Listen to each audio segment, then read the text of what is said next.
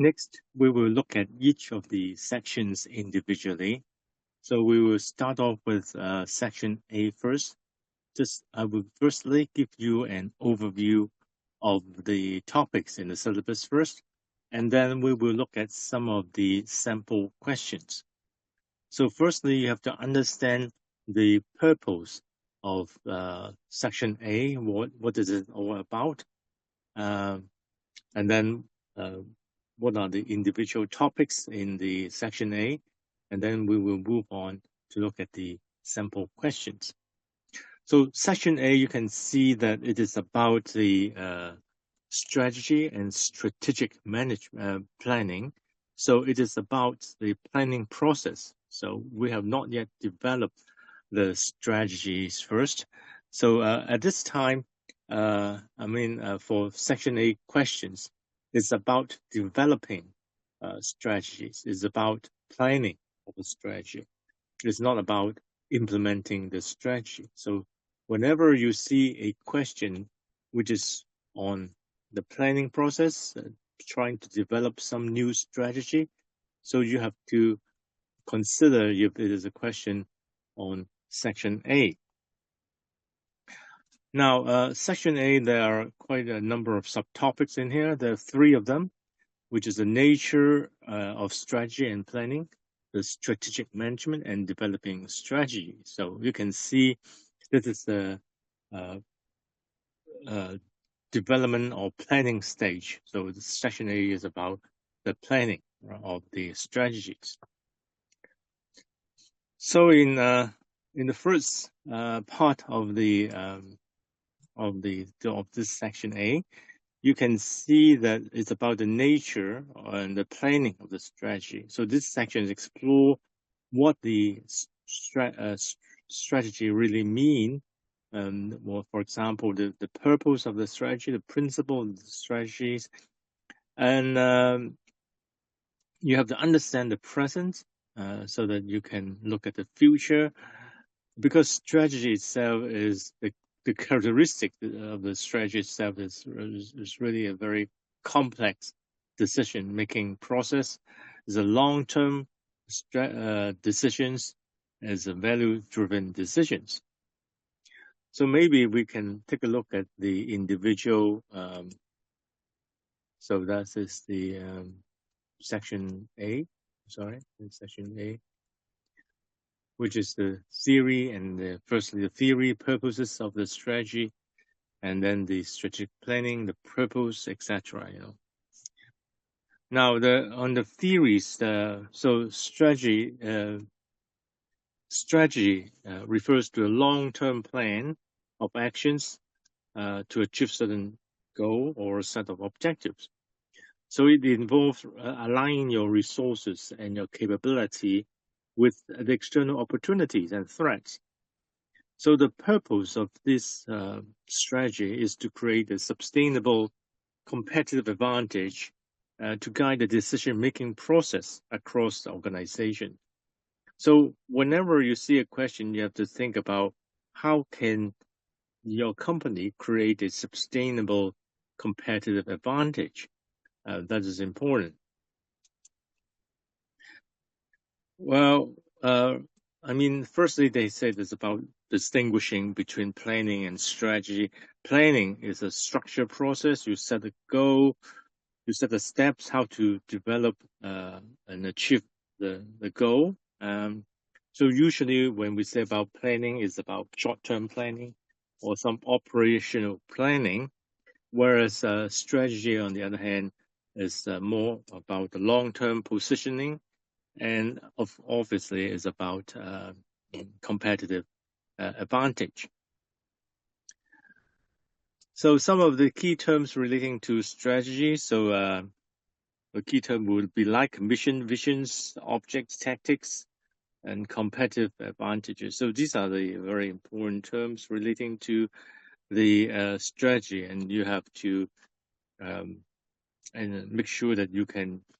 Sometimes question will be asking you about mission visions, and you have to develop mission visions for a company. And then we look at the strategic planning process. The purpose of the planning, of course, is to define the company's directions and to allocate the resources for the company. So the process will involve environmental scanning, setting the objectives, formulating strategies, implementing the strategies, and monitoring the strategies. So that's ensure that the line between the external and the internal environment. So you have the understanding strategies today. So you have to assess the current internal situation, your strengths, weaknesses, and you know about the market positions. So you have to have a clear picture of the present position. So in many of the questions, you may need to understand the current positions by using the analytical tools like SWOT analysis and the PESTLE analysis, so that you are given a clear picture of the present before you have any effective strategic foresight. So once you are given the present, then you will envision the future. So strategic planning requires envisioning the future scenarios. You have to look at the trends, you look at the desired outcomes. So this will help you to set the long-term goal and prepare for the uncertainties. Now, strategic planning and forecasting will be very commonly used tools for this. Defining boundaries and parameters. So boundary refer to the scope within which your strategy operates, such as the market segments, the geographical reach, or the regulatory constraints. So you have to define your scope of your strategies. So, and then parameters refers to help you to focus efforts and to avoid strategic drift. So they clarify what is and what is not in the your strategic agenda. So planning the route, benchmarking the route. It involves comparing your performance or practice against your past, against the industry leaders, or against some standards, right? So you have to benchmark your performance or practices. So it helps you to identify the gaps or opportunities for improvement. So very often you have to mention something about benchmarking in your answer. You would say, oh, we have to benchmark against certain industrial standards or industrial practices. So you have to consider this whenever there's some hints in the questions that requires you to discuss benchmarking, right? So I mean these points just come up. They don't come up in that orderly sections, but if you have an idea of the planning process, you can use this as a checklist for you to consider. Do I need to benchmark? Do I need to discuss this or that? So that's very important. Now, factors of success. Factors of success. Oh, sorry, have I been sharing? Oh, yes, I've been sharing. Sorry. Okay, that's fine. Oops, sorry. Okay, so factors of success include the leadership's commitment, resources alignment, stakeholder engagement. So even though you have a plan, you need to align with other factors so that you could have a successful implementations. So you have to consider adaptability, stakeholders, and various other commitment, etc. So you need a very clear communications. You need to have a clear objective for your success, and you need to monitor these various elements.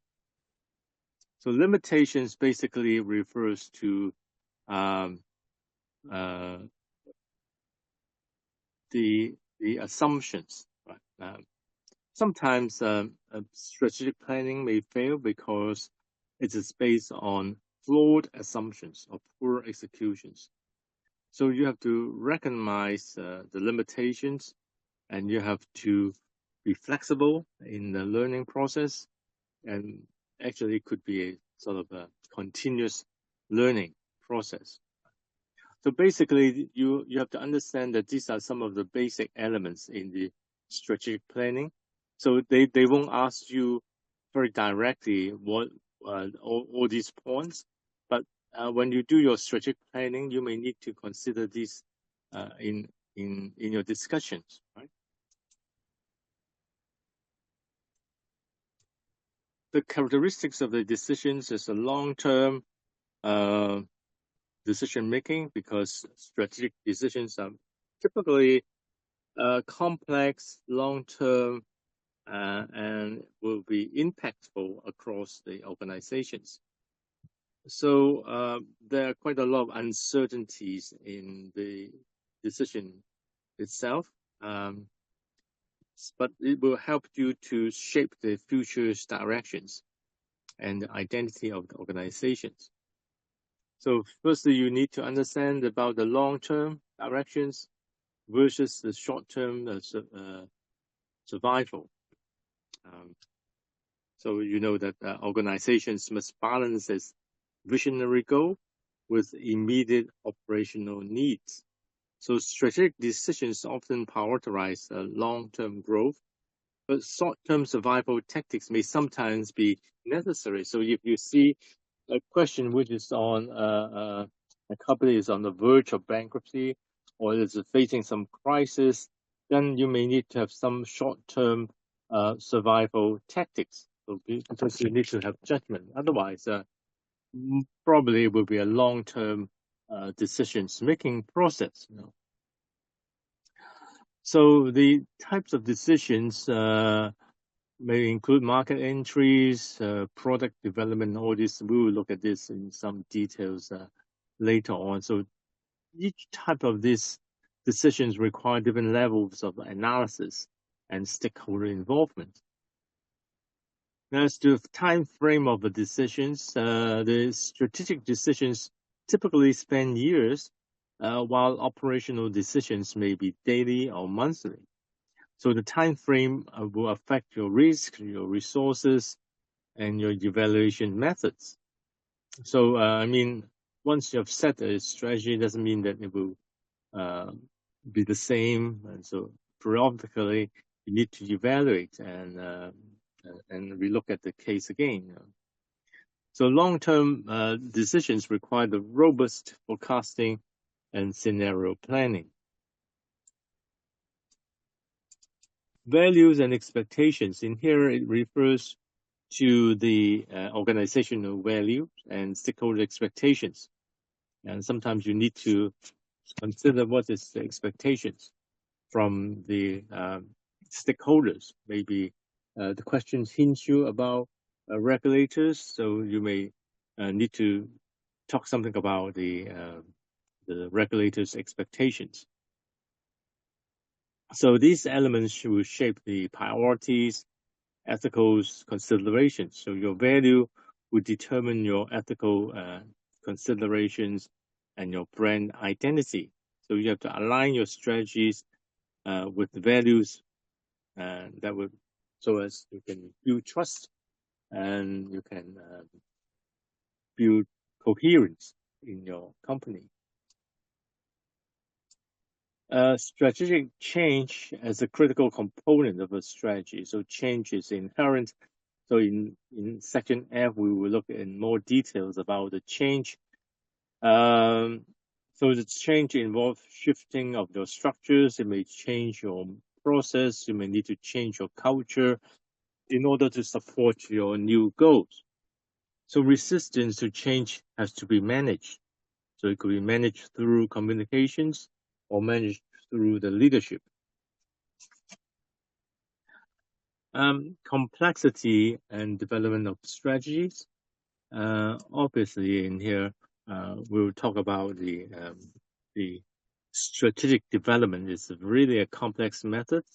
It involves multiple variables, stakeholder interests, external uncertainties, and it also requires system thinking. So complexity, because of this complexity, it may demand certain degree of flexibility. It's not 1 + 1 = 2. So there will always be something coming up, and you have to continuously learn and adapt to the changes.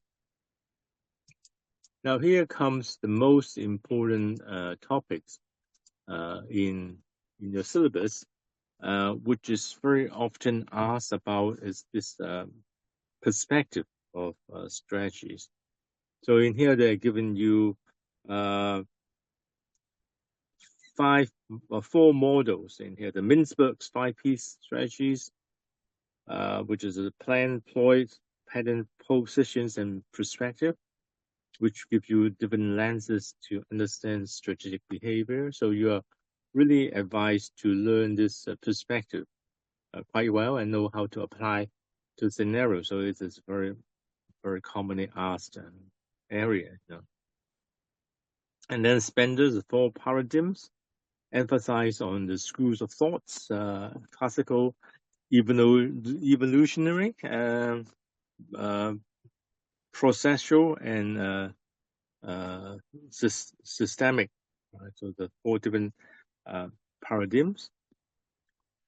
McAvoy is a strategic intelligence focused on the emotional, social, cognitive intelligence in the leaderships. And Agris, the inference and control, which highlights on the assumptions and learning affecting the strategic control and the decision making. Now, I think you need to really revise this important topic on the perspective well before you go to your examination room, because it's really often asked, and you need to apply. So even in the model answers, you do not see they just mention these things, but you need, in your answer, you need to apply this. So you better have to have a good understanding of these topics. Maybe we just go through this again and look at it in a little bit more detail, right? So the Henry Mintzberg's proposed that strategy is not just one thing. It must be understood through 5 different lenses, and which is called 5 Ps. The 5 Ps that help the leaders and the organizations to consider more flexibility and comprehensively about the strategic behavior. So it's about, I think, this is just a revision. You probably know what's a plan, ploy, pattern, positions, and perspective. Plan is a deliberate course of actions to achieve certain goal. I mean, later on, when we look at some sample question, we will need to apply these 5 Ps into the scenario, right? And you can we can see some how this can be applied in those cases. So, for example, Toyota's just-in-time manufacturing process was a planned strategy. So you have to deliberately use this just-in-time strategies so as to reduce your waste and improve the efficiency. So it's a plan, which is deliberate actions. So you have to, in your strategy, you have to think about what is your deliberate course of actions first. And then next will be the ploy. Ploy is the specific maneuver to outwit your competitors. So that is your strategy. This is your ploy. So supposedly, you surprise your competitor. You launch some products as a ploy to disrupt the competitors' market cycles. So that could be a ploy. And then you have the pattern. The pattern is a consistent behavior over time that forms a strategy. So in the case problem question, you will see what is a consistent behavior or pattern over the time that forms the strategies. So for example, the IKEA's global expansions, they follow a pattern of low cost, flat pack furniture and self-services. So these are the pattern of IKEA. Now the positions is how the company pays itself in the market. So for example, Tesla positions itself as a premium electric vehicle brand, and they focus on innovations, sustainability, and that's how it positions itself in the market. A perspective refers to the company's overview and the worldview and culture. So, for example, this Patagonia strategy is shaped by its environmental activism and its sustainability-driven culture. So, in short, what Henry Mintzberg is proposing is that you can't just consider one aspect of strategy. You have to look at strategy at different angles. So these are the 5 Ps, the different lenses, the different angles in which the leader should think about when they consider to develop their strategies. Right? So what is the plan of the company? What should be deployed? What should be the pattern? What is the existing pattern? What is the position? And what is the perspective?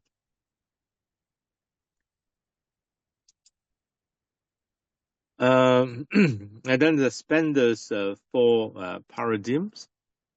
This J.C. Spender's identified 4 paradigms, which are distinct school of thought that influence how the strategy is conceived and practiced. So each paradigm reflects a different way of understanding organizations and their environment. So this paradigm will be called classical, evolutionary, procedural, and systemic. Right? So the classical thing is that the strategy should be rational. It should be deliberate and focus on the profit maximization. So that's the how strategy is conceived by most of the company. Right? It should be profit maximizations. So, for example, McDonald's will use standardized process and global planning so that they can maintain the consistency and profitability. Next paradigm is called evolutionary. Now, the evolutionary strategy means that strategy emerges through the competitions and survival of the fittest. So they don't come up as planned, but it's evolutionary. So you have to continuously adapt to the environment, and you have to continuously experiment. For example, Amazon is continuously adapt itself to the market. Processual means that the strategy is shaped by internal politics, routines, and learning. Right.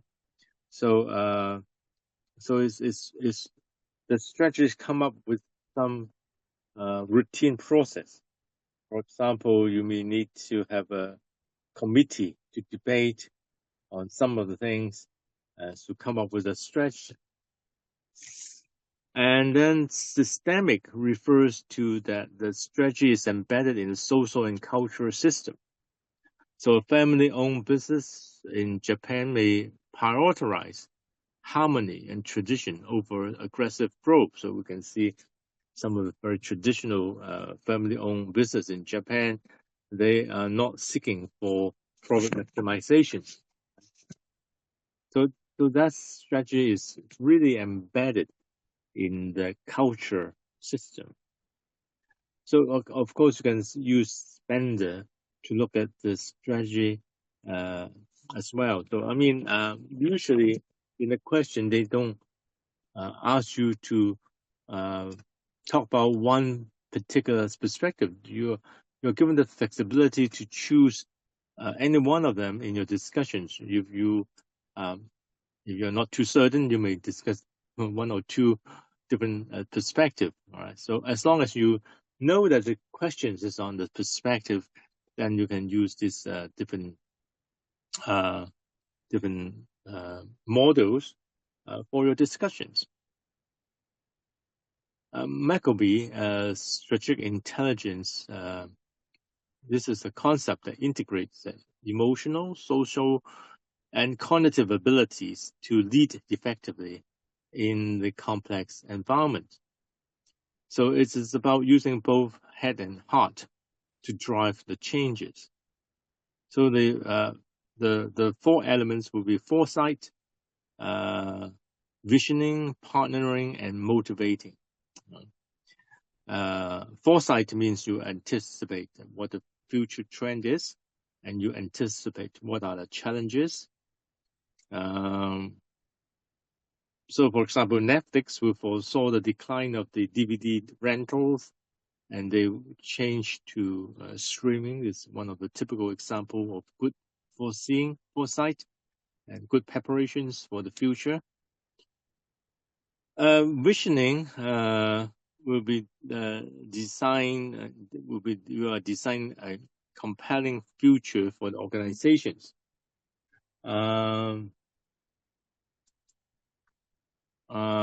So Elon Musk's visions is SpaceX, right? And he include the visions of colonizing Mars. So that's one typical example. Partnering means building strong collaborative relationships with your partners. So Microsoft partners with LinkedIn, OpenAI to show a strategic collaborations. Motivating involved inspiring and encouraging people to act. So the Dallas leadership in Microsoft revitalized the employees' morale and innovation. Just an example of motivating. So we look at it through the angle of intelligence, strategic intelligence. Right?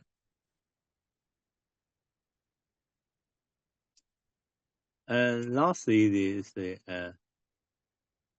Chris Agris developed a ladder of inference to explain how people move from data to decisions very often unconsciously. So this model shows how assumptions and belief will shape the strategic choices and how they can lead to error if it is unchecked.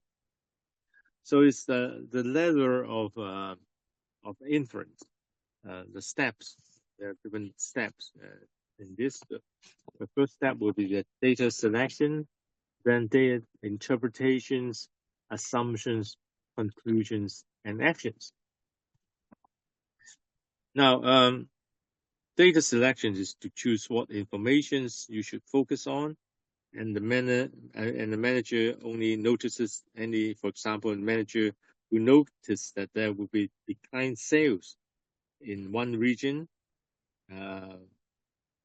If they only look at one region, they may ignore the broader market trend. So you have to select the data and analyze it. Interpretations assigning meaning to the data. So the manager may be assume that the team is underperforming, and the manager will misinterpret this because the decrease in the performance may be due to the external factors. It's not related to the internal factors, right? Then assumptions means that you have to make assumptions based on interpretations. So believing that a team lack motivations without asking for the input. So you make some assumptions. Maybe the assumption is wrong, and then you draw conclusions from the assumptions. Right? Maybe you say, "Oh, because the team is underperforming, I will replace the team leader because he's underperformed." But that actually has nothing to do with the team leader. Maybe it's due to the market performance, the external factors. So I mean, so you can use this, and then finally, actions is to implement the leadership. Implement how the leadership change to address the issues. So in short, this theory encourage leaders to reflect on the reasoning and challenges assumptions, so that's to improve the decision-making process. So these 4 steps, the thing about these 4 steps is about perspective, as is mentioned in here. It's about perspective. It is not, they do not provide you step-by-step guideline to create a strategic plan.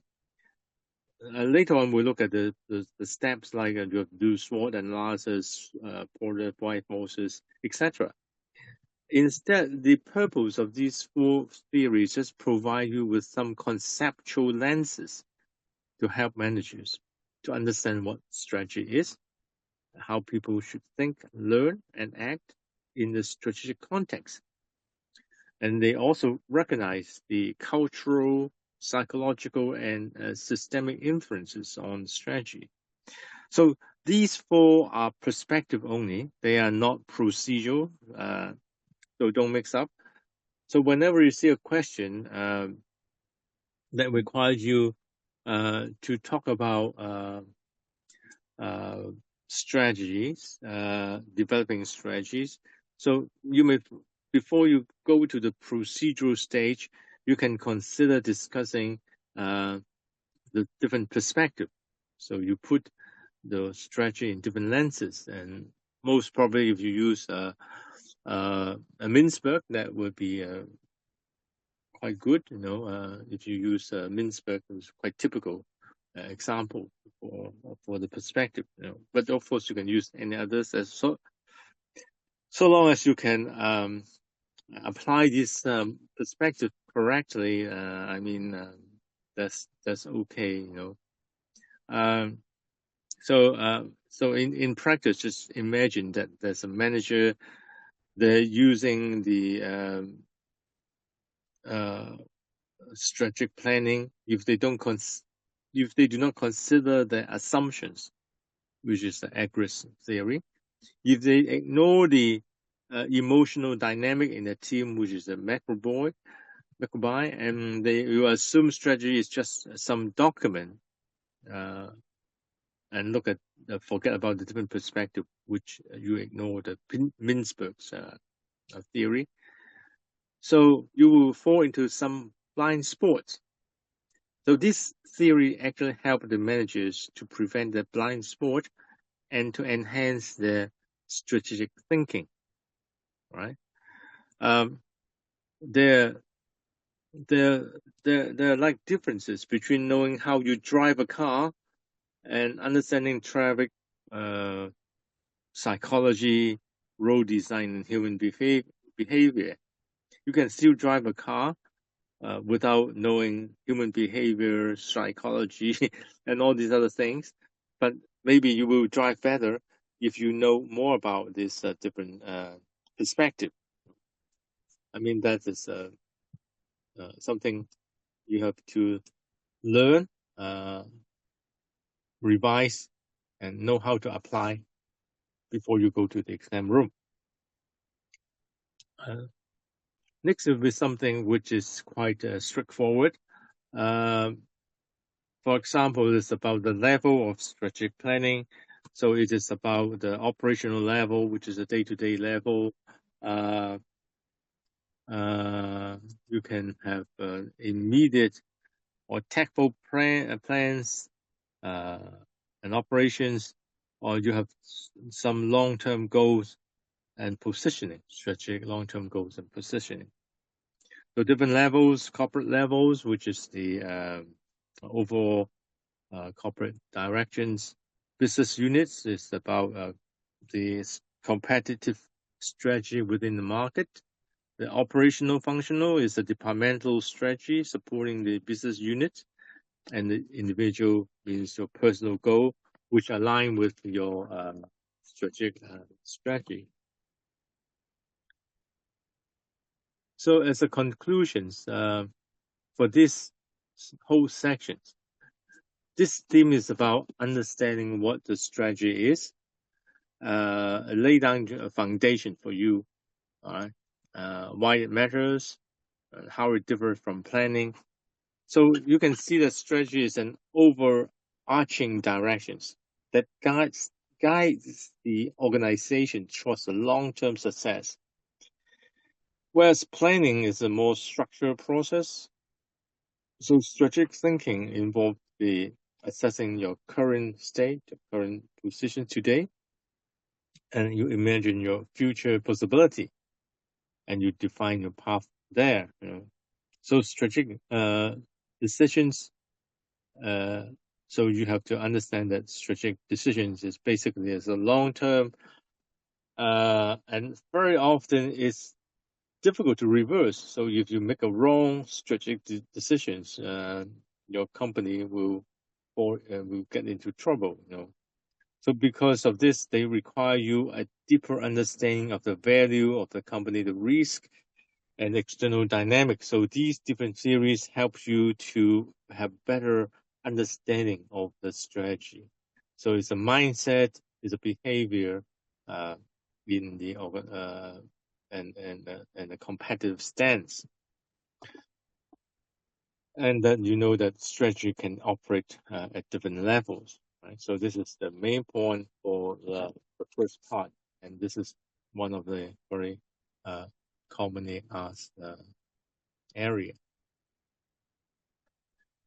And then the second part of section A will be on strategic management. Again,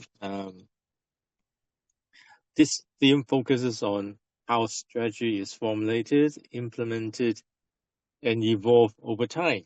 So it contrasts some rational plan approaches with the emergent adaptive approaches. So we will look at some of these later on.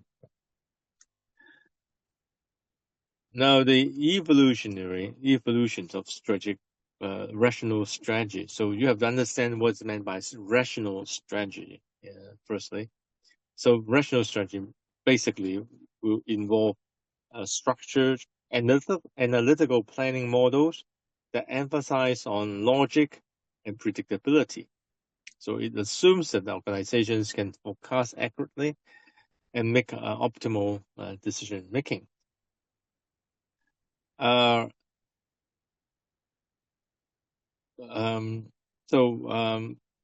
mean, this rational approach has been challenged by the adaptive models or the emergent models. So again, if you see that there's a question on section A, then you have to consider rational planning and in contrast with the other emergence and adaptive models. So rational planning involves setting clear goals, analyzing the environment, and choosing the best course of action. So that's a rational planning. So it's a systematic, and it's good if you can use in a stable environment. So sometimes you need to discuss whether you should use rational or emergence model. Then you have to understand that rational model is good when you're in a more stable environment.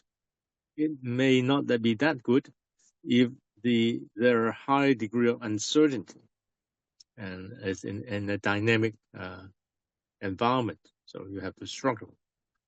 I mean, the rational planning may not provide you good solutions. Objective economic will just focus on the growth, profitability, shareholder values, that sort of things. Non-economic will include social responsibility, sustainability, employee, those sort of things. And self-renew means that the organization should encourage innovations and continuous improvement and flexibility ensures adaptability to certain changing conditions. So these are the objectives uh, of the rational strategy. Core aspect will involve analysis, understanding the environment, choices, selecting the strategies, implementing, which is executions, and control, which is monitoring. And these are the things that you probably know very well. That is, you have to conduct external analysis, internal analysis, and then you choose which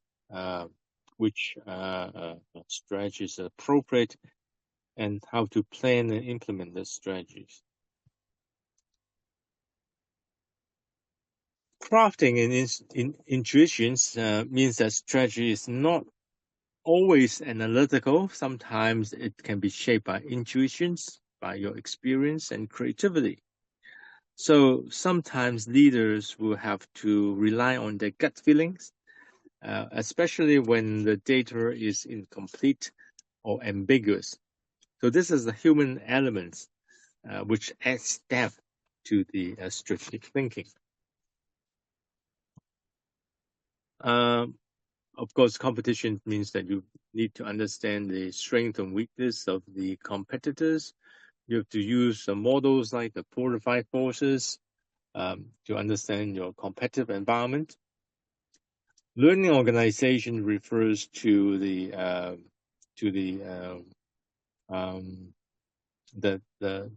fact that the organization needs to learn to continuously adapt itself, needs to foster knowledge sharing and innovations. It encourages the employees to learn from the experience and challenge assumptions. So this mindset really supports the agility of the strategies. Chaos theory suggests a small change can lead to unpredictable outcomes in a small system, in a complex system. So in strategy, it highlights the need to be flexible and more resilient. So organizations must be prepared for sort of non-linear development instead of linear development, 1 + 1 = 2. Then you may have to come up with something which is non-linear, right?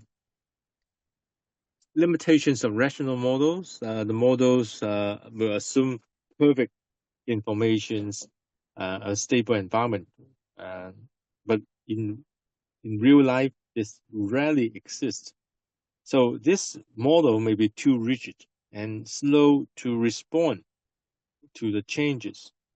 If you over rely on this model, they may lead to strategic failure. So this model really focus too much on your logic and system thinking, that sort of things. That's why we need to consider apart from the rational, so you need to have a good understanding of rational strategies and this emergence or intended or deliberate strategy, the differences, pros and cons, and especially in a question that requires you to discuss what is the approach, write a report to the managers, etc. Then you can discuss some of these things in your answer as well. Now we come up with 3 perspectives. Again, the three different models about the emergent strategies, the Mintzberg, Pettigrew, and the Martens. And again, you have to learn this by heart. You have to revise and know how to apply them. It's not just that you have knowledge about these theories. Knowledge is not good enough. You need to have an understanding of this, how to apply this. But before we look at these different models, we have to revise again and understand what's meant by perspective. So its perspective means that you have theoretical lens or the viewpoint, the way you understand how strategy is formed, how strategy is behaved, and how it is implemented. So a perspective of emergent strategy are very different from conceptual approach, right? So they don't describe you the steps, right? They just help you to understand better the environment. They understand better the complexity, the uncertainty, and the human behavior in the strategic concept. So the Mintzberg identify 8 styles, like management styles, from entrepreneurship to planning. Pettigrew proposed this content process (CCP), and Martin advocate integrative thinking. And we just go through some of them in detail as a part of the revisions to ensure that you really understand these theories and to ensure that you know how to apply them to the case. So they are not these theories will help the managers to understand how strategy is formed in the dynamic environment. They help the managers to know the role of leadership, the importance of learning, and the context. And it's moved just beyond the rigid planning. And this theory helps the managers to embrace flexibility and creativity. So they do not replace strategic planning, but they enhance it by making it more adaptive, human-centered, and more responsive. So again, as I've said before, these perspectives are just different angles, different viewpoints. They do not they do not prescribe to the exact steps what to do. Unlike the rational models, you have these different steps and what to do, but they just help the emergent strategy just help the managers to interpret the complexity of the matters. So let's have a very quick revisions. Go through the H management styles of Mintzberg, which are the planning, entrepreneur, design, positioning, cognitive, learning, power, and culture. And of course, you have to make sure you understand and apply them in the case problem. So it's so what Mintzberg is proposing is that strategy is not one size that fits all. It can arise from visions, learning, politics, and cultural aspects. So he has identified 8 distinct styles or schools of strategic management. So they just reflect on different way in which a strategy can emerge. So for the planning stage, of course, it's more like a rational, it's a formal stage. It's involve analytical process. And then for entrepreneur style of strategic management, it's driven by visions and leaderships. This often happens in the startups, as I've mentioned earlier. There's the Elon Musk example in Tesla and SpaceX. These are examples of entrepreneurial style of strategic management. Design means that strategy is crafted to meet the internal strengths with external opportunity. So maybe Apple is an example of aligning the product design with the market trends. And then we have positioning, which is the strategy, which is about finding the best market positions. So IKEA is a good example. They target at the low cost, cost-conscious customers with this flat pack furnitures. Cognitive means that the strategy reflects how people perceive and interpret the environment. So the CEO's mental model shaped the company's priorities. Learning involves try and errors and adaptations. So the Netflix example again, the shifting of to streaming involved a lot of learning process. The power strategy involved through negotiations and influence and internal politics and shape a lot of uh, the strategies of the company. And finally, it's a culture. So strategy is rooted in the shared culture and norms. Again, you have to consider the culture. So I mean, these are the different aspects. And what I would say is that if you're given a case, a scenario, you have to consider this eight different points uh, uh, from the facts of the case. They may not come up all the 6 points, all these 8 points, but maybe some of the things that drawn up, maybe it's an entrepreneur company, a startup company, then you have to consider entrepreneurship and leadership style, management styles. And then we have the pedigree and whip theory, which is the CCP, which means content. Content is one of the dimensions. It's the actual decisions and goal. What is the content? What you decide to enter? Maybe a company decide to enter into a particular market, and then that would be your content, the actual decisions, the actual goal of your decisions. Context refers to the internal and external environment influencing the strategy. So that's about the context. And the process, this step and actions take the process to implement the strategy. So the company launch some pilot projects or restructure the teams in order to implement your strategies. So the next one is there's this 3 different independent dimensions. So strategic change, you have to consider these different dimensions.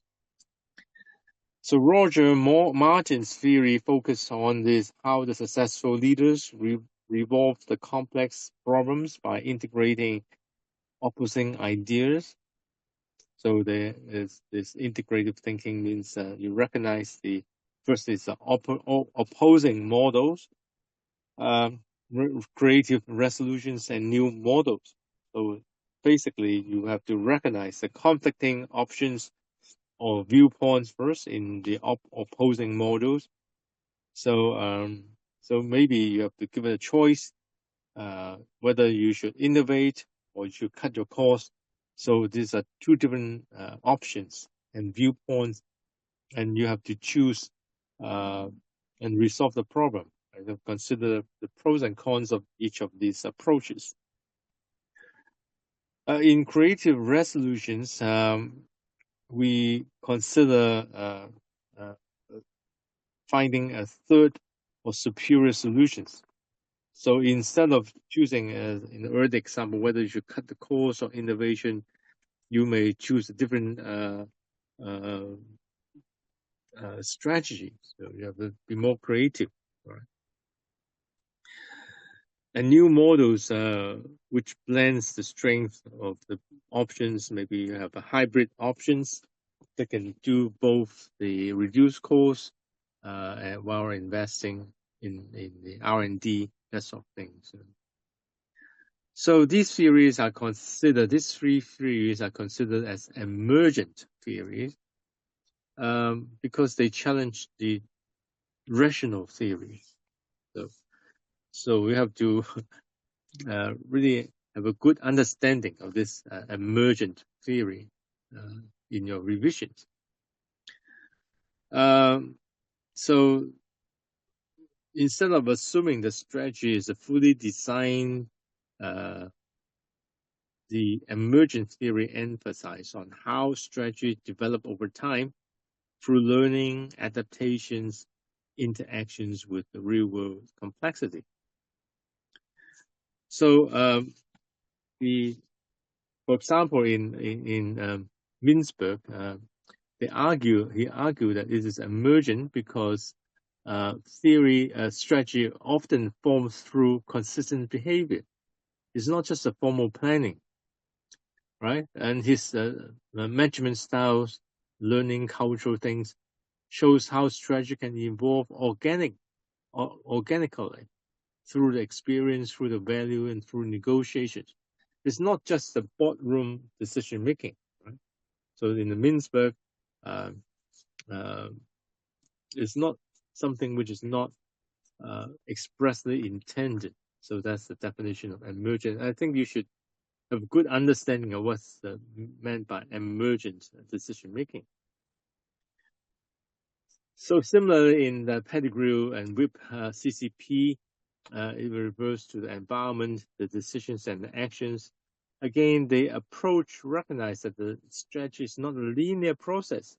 It emerges through interactions between the different elements, and it often involve unpredictability. So strategy for Pettigrew is not planned, but what you respond to the changing conditions, changing environment. And then for Martin's integrative thinking, the model is called emergent because it focuses on revolving tensions between different ideas, different opposing ideas. So strategy emerge through creative synthesis. It's not a rigid analysis, but creative synthesis. So leaders can learn and adapt to integrative, diverse perspective, leading to innovative solutions that are not obvious at the start. So in here, what we can see from these three different theories is that strategy is a mental process of emergence. It's not just a fixed blueprint, right? So you have to really have a good understanding of comparison between emergent strategy and rational strategies. Sometimes you will be asked to compare between these different strategies.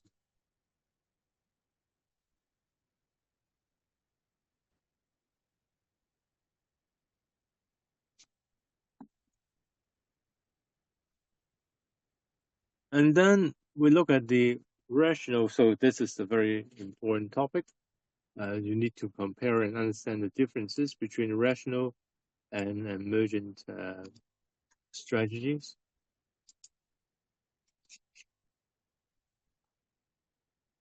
And then there are other models. I think we just go through it very quickly. So I mean,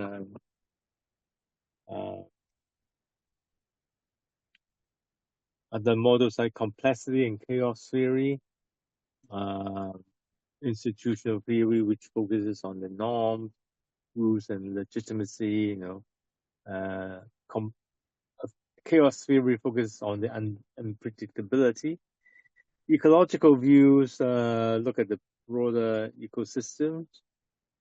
Relation between strategy and objectives is a means to achieve objectives. So clear objective guide the strategic choices and resource allocations.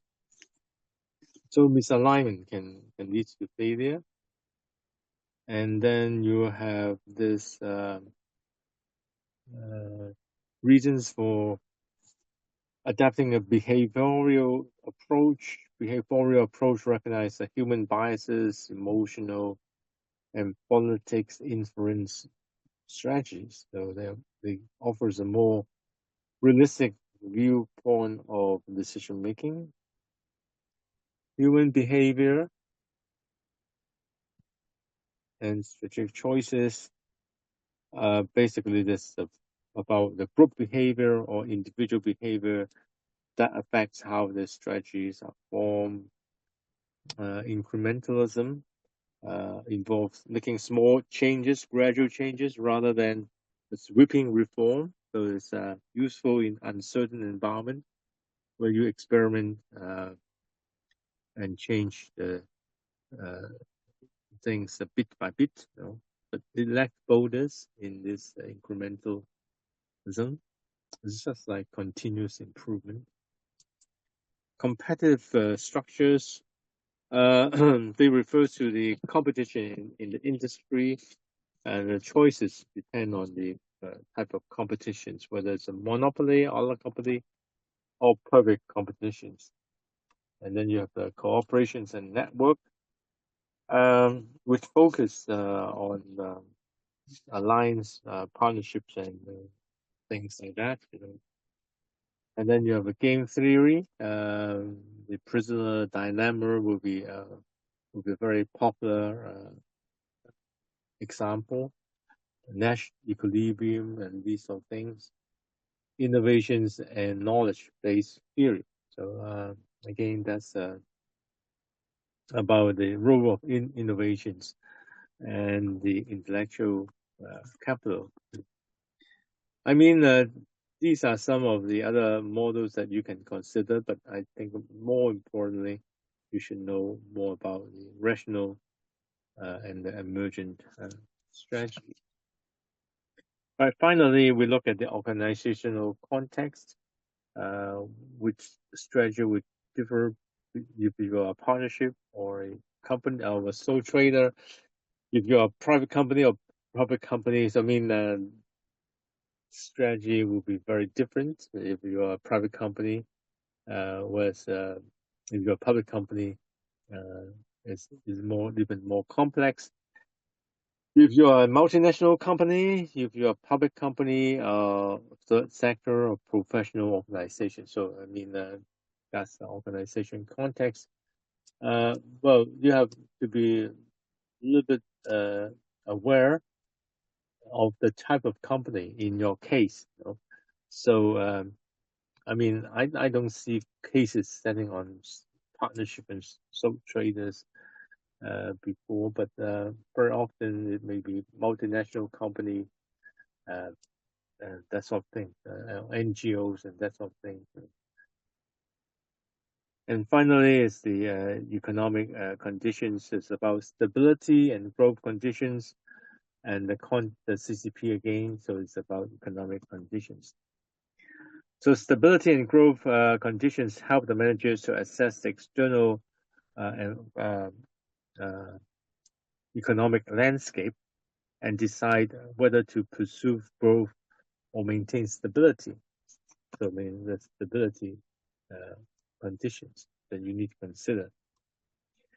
So I mean the strategy can be may adapt to economic cycle. So just like growth, recessions, or stability. So these conditions will affect the customer's behavior, investment, and you need to be flexible. So the economic environment in which the business operate, whether the environment is a stable market or a growing market, so that would also uh, uh, affect the strategic decisions. The conditions shape the strategic posture a company may adopt. Um, uh, and you have to understand how these economic conditions help the managers to choose the right approach. Um,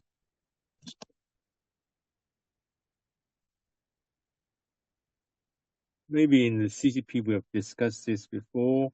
Context, we have to clarify the actual strategic decisions, and then context refers to ensure that it aligns with the environmental and organizational reality. And finally, process focuses on the executions, how you manage change, etc. Now, as a conclusions for this subtopic, strategic management, it really focuses on how you make this strategy work. So this theme move from the theory to the executions. So this explore how strategy is formulated, implemented, and adapted.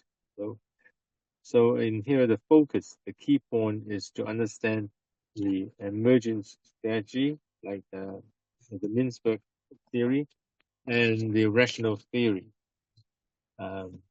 because we know that strategy is not static, it's a living process, and this theme will help the leaders to understand more about the complexity of the matters, and they can respond to the changes, and they have to make informed and adaptive decision making.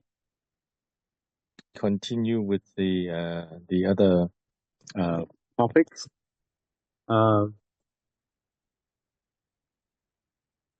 Which is developing strategies. So we have looked at firstly the strategic management, and we look at what is meant by strategic planning, the nature of strategy. So the third important topic in this section A is about developing strategies. So firstly is about strategic leadership, and then it's about the system, and then it's about the people involved and the strategic actions. So this section is about leadership, system, and people, which are the driving force behind the strategies. So this covers the strategic leadership and the people who are driving the strategies. So the process involves options, aligning resources, and engaging stakeholders from the executive to the customers. So collaborations, communications will be the key to turning these strategic actions to reality. Now, for the strategic leadership in here, it involves guiding the organizations towards the long-term goal while navigating the complexity. So it requires the visions, influence, and adaptability. So both the transformational and transactional leadership style will play a role in here. The components, the meaning of the leadership will involve those leadership theories. They play a critical role in shaping the strategic thinking. I mean, in theory, the transactional and translational, transformational leadership is not a strategic model in itself, but they play a very important role in shaping the thinking of strategies, the executions, and the adaptability of the strategies. So, I mean, they focus on the human and organizational dynamics, which makes the strategy successful in the practice. So we have to consider the leadership and the different styles of leadership in this area. Then the components of an effective leadership.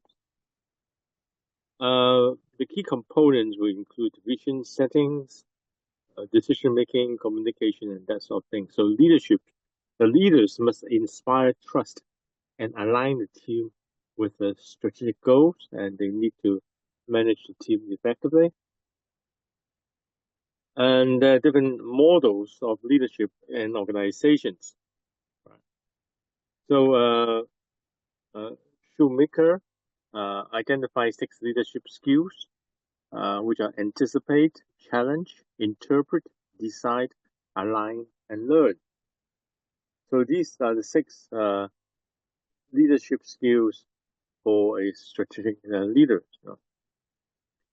And then we have this COVID, which are focused on the principle, the 4 principles: securities, guidance, power, and wisdom. Security means confidence from integrity, guidance with clear values and directions, power through empowerment and trust, and wisdom, insight from the experience and reflections. And then Singh discusses about the 5 disciplines which foster continuous learning. Personal mastery is about lifelong learning. Mental models about challenging the assumptions. Shared visions about collective purposes.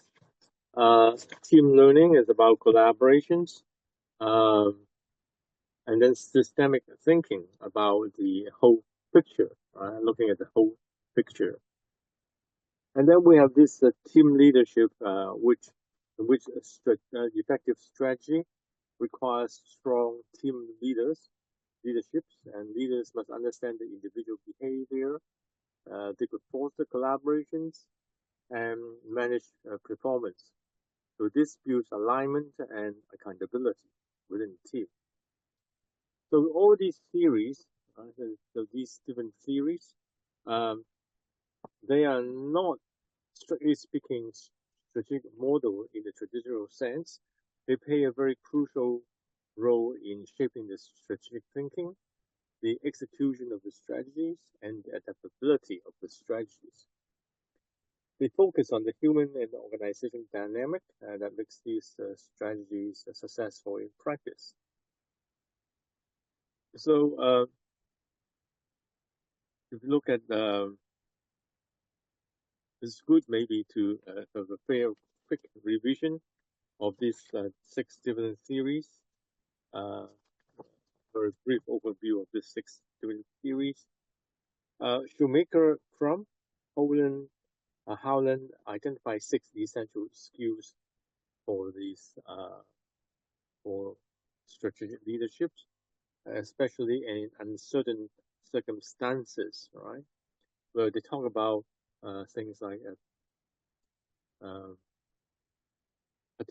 anticipate. You have to scan the environment for the trend and disruptions, so you anticipate, right? The changes. So the typical example was the Netflix. They anticipate the decline of the DVD industry, and they look at the trend for streaming industry. Challenges, you question the assumptions, and you encourage a diverse view. So Microsoft, they challenge the Microsoft legacy thinking, and they Dell embraces this cloud strategy, which turned out to be a success. Interpret means to analyze complex data and patterns. So that maybe the Amazon interpret the customer's behavior to refine the product recommendations. Decide means to make timely, bold decisions despite ambiguity. So Apple's decisions to remove headphone jacks was controversial, but they align with the wireless visions. So it's decisions, bold decisions, despite the ambiguity. Align means to build up a commitment across stakeholders.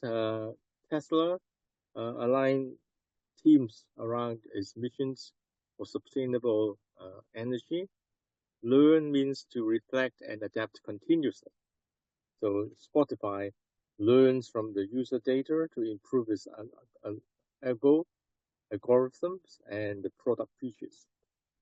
So these 6 skills help the leaders to craft and execute the strategy dynamically, especially in the volatile market. Remember, these are the leadership skills, right? Like the Covey principle center leadership, uh, Stephen Covey model is rooted in ethical leadership and personal integrity, which is the foundational for the sustainable strategy.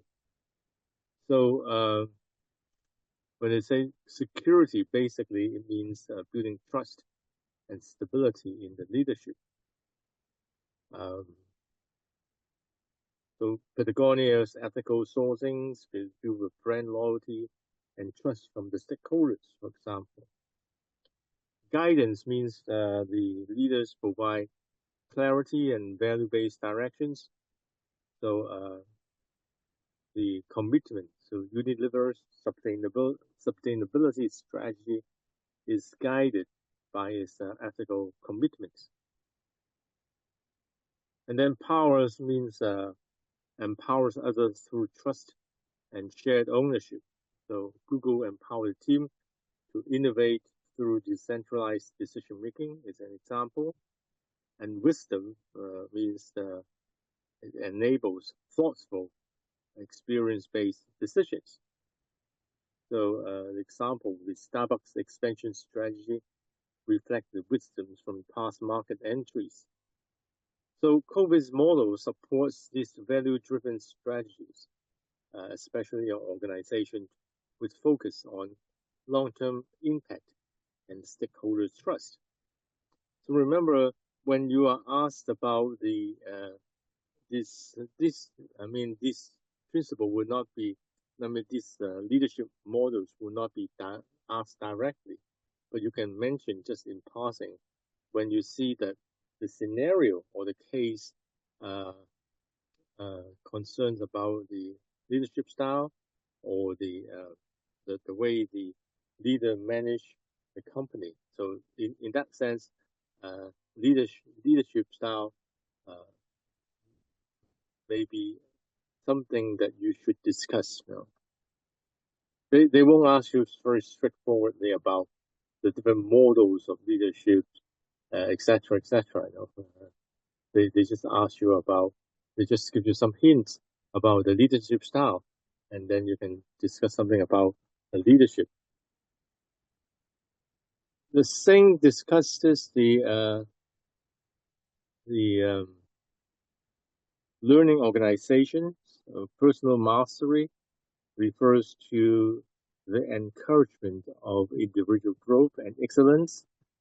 So, for example, the Adobe support the employees' development. They support these creative innovations. So, mental tools refers to the challenges of outdated thinking. So, IBM will shift from the hardware to the cloud services. The rethinking of the assumptions. Shared values, shared visions means align the company around a common goal. So SpaceX, of course, has the visions of going to Mars. And team learning means enhanced collaboration within a team, and you have the collective intelligence. For example, Pixar uses cross-functional teams to co-create animated films. And systemic thinking sees the interconnections and the long-term consequences.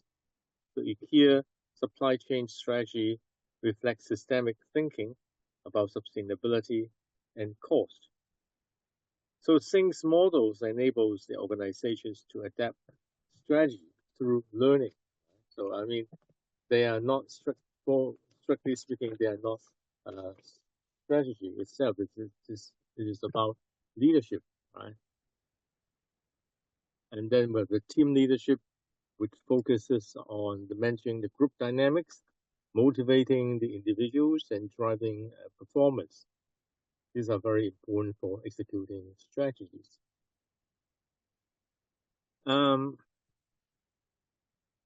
are several elements in team leadership, just like, for example, understanding behavior, which tailors strategies to team strength and motivations, and then fostering collaborations, which breaks the silos and promotes cross-functional strategies.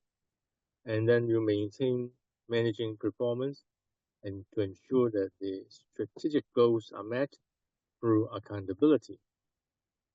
So strong team leadership will turn your strategic plan into coordinated actions, ensuring alignment and execution across different departments.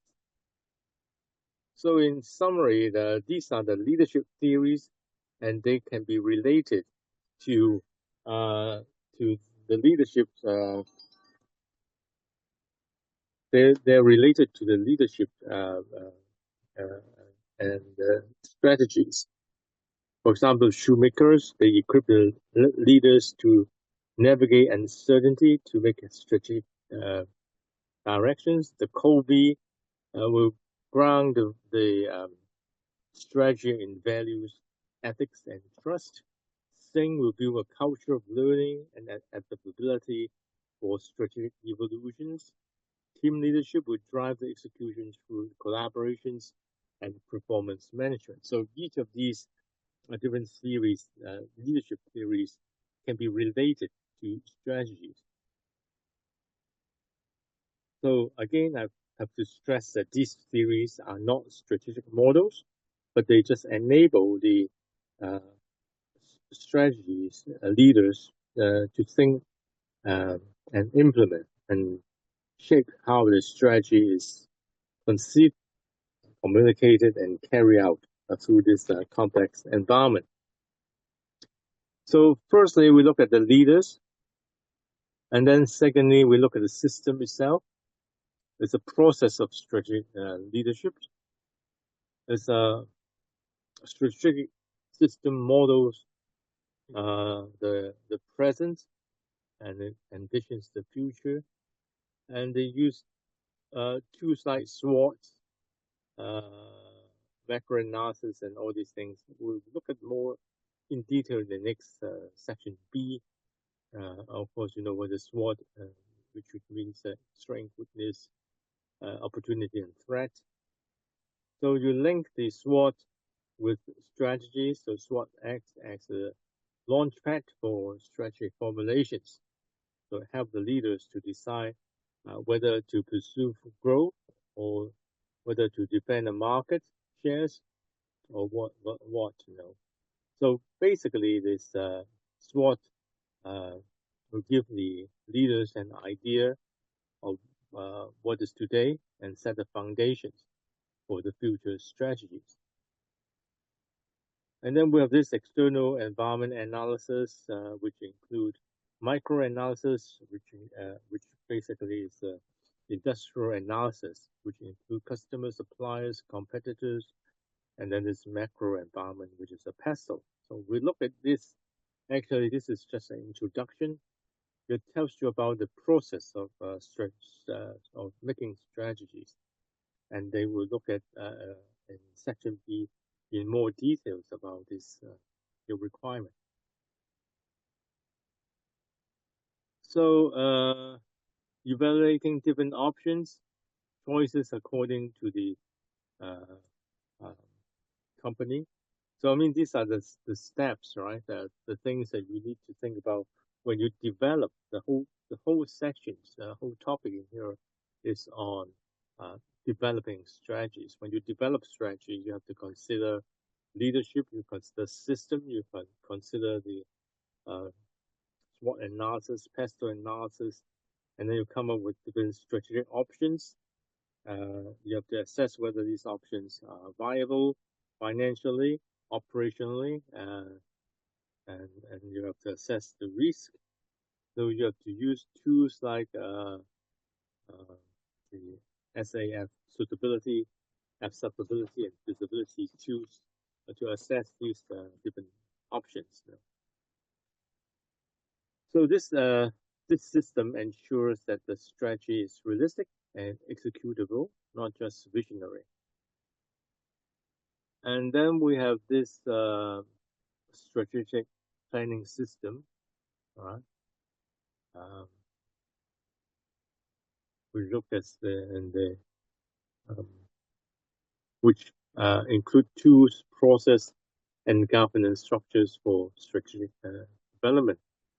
So they use tools like balance scorecard, process, and include process and governance to promote cross-functional alignment. So this strategic system planning turns strategy into a repeatable and scalable process. And then we have this corporate strategy process, which set out the corporate goals, analyzing the environment, formulating the strategies, etc., etc. So this is the engine room of strategies, where you where your vision will meet the executions. Right? So this is a corporate strategy, and then supply chain thinking. So strategy must consider the whole supply chain, the input, transformations, and the output. So you have to optimize the flow to ensure the efficiency and competitiveness. So the purpose is to optimize the flow from the input and output and to consider the efficiency, resilience, and customers' satisfactions. So supply chain strategy ensures that the value creation is seamless and scalable. And then we have this system thinking, which deals with organizations as an interconnected part and emphasis on relationships, boundaries, and feedback loops. Uh, so, uh, so the system thinking prevent silo decisions and support the more adaptive strategies. So we can see that these are the different systems interact together. You have the SWOT. SWOT is the analysis phase. You have the SWOT. There's the SWOT in here, and then you have the external environment. This you have to diagnose the external environment, right? So the contribution is to analyze internally, externally, and contextually.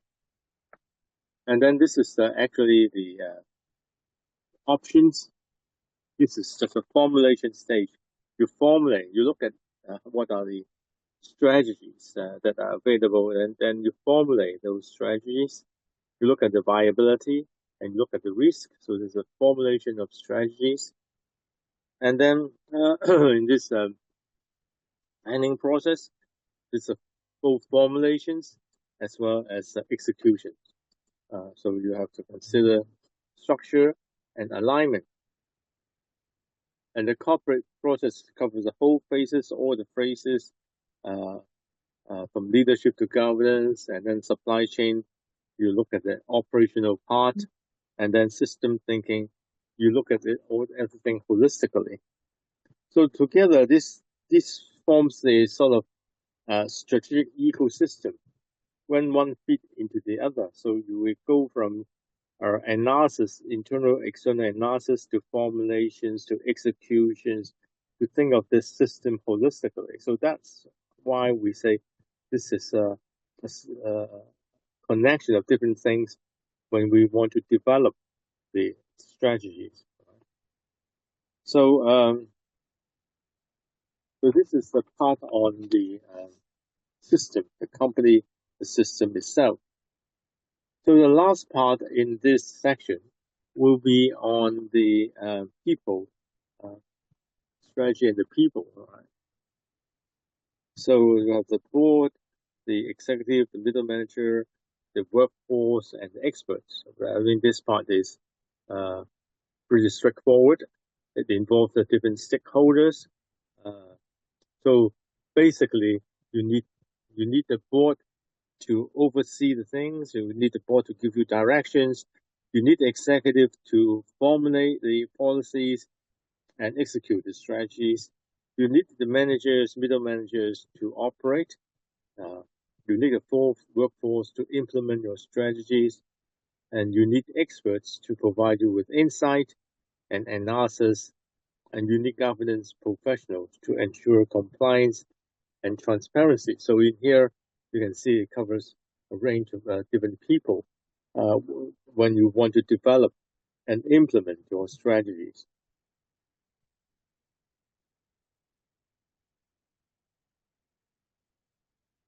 I think I don't need to explain in details to you.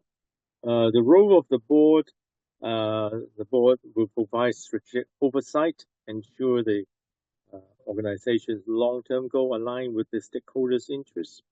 They approve the strategic initiatives and monitor performance. And the role is to ensure governance, accountability. And then we have these executive directors and senior managers that are responsible for translating the strategic goals into actionable plans.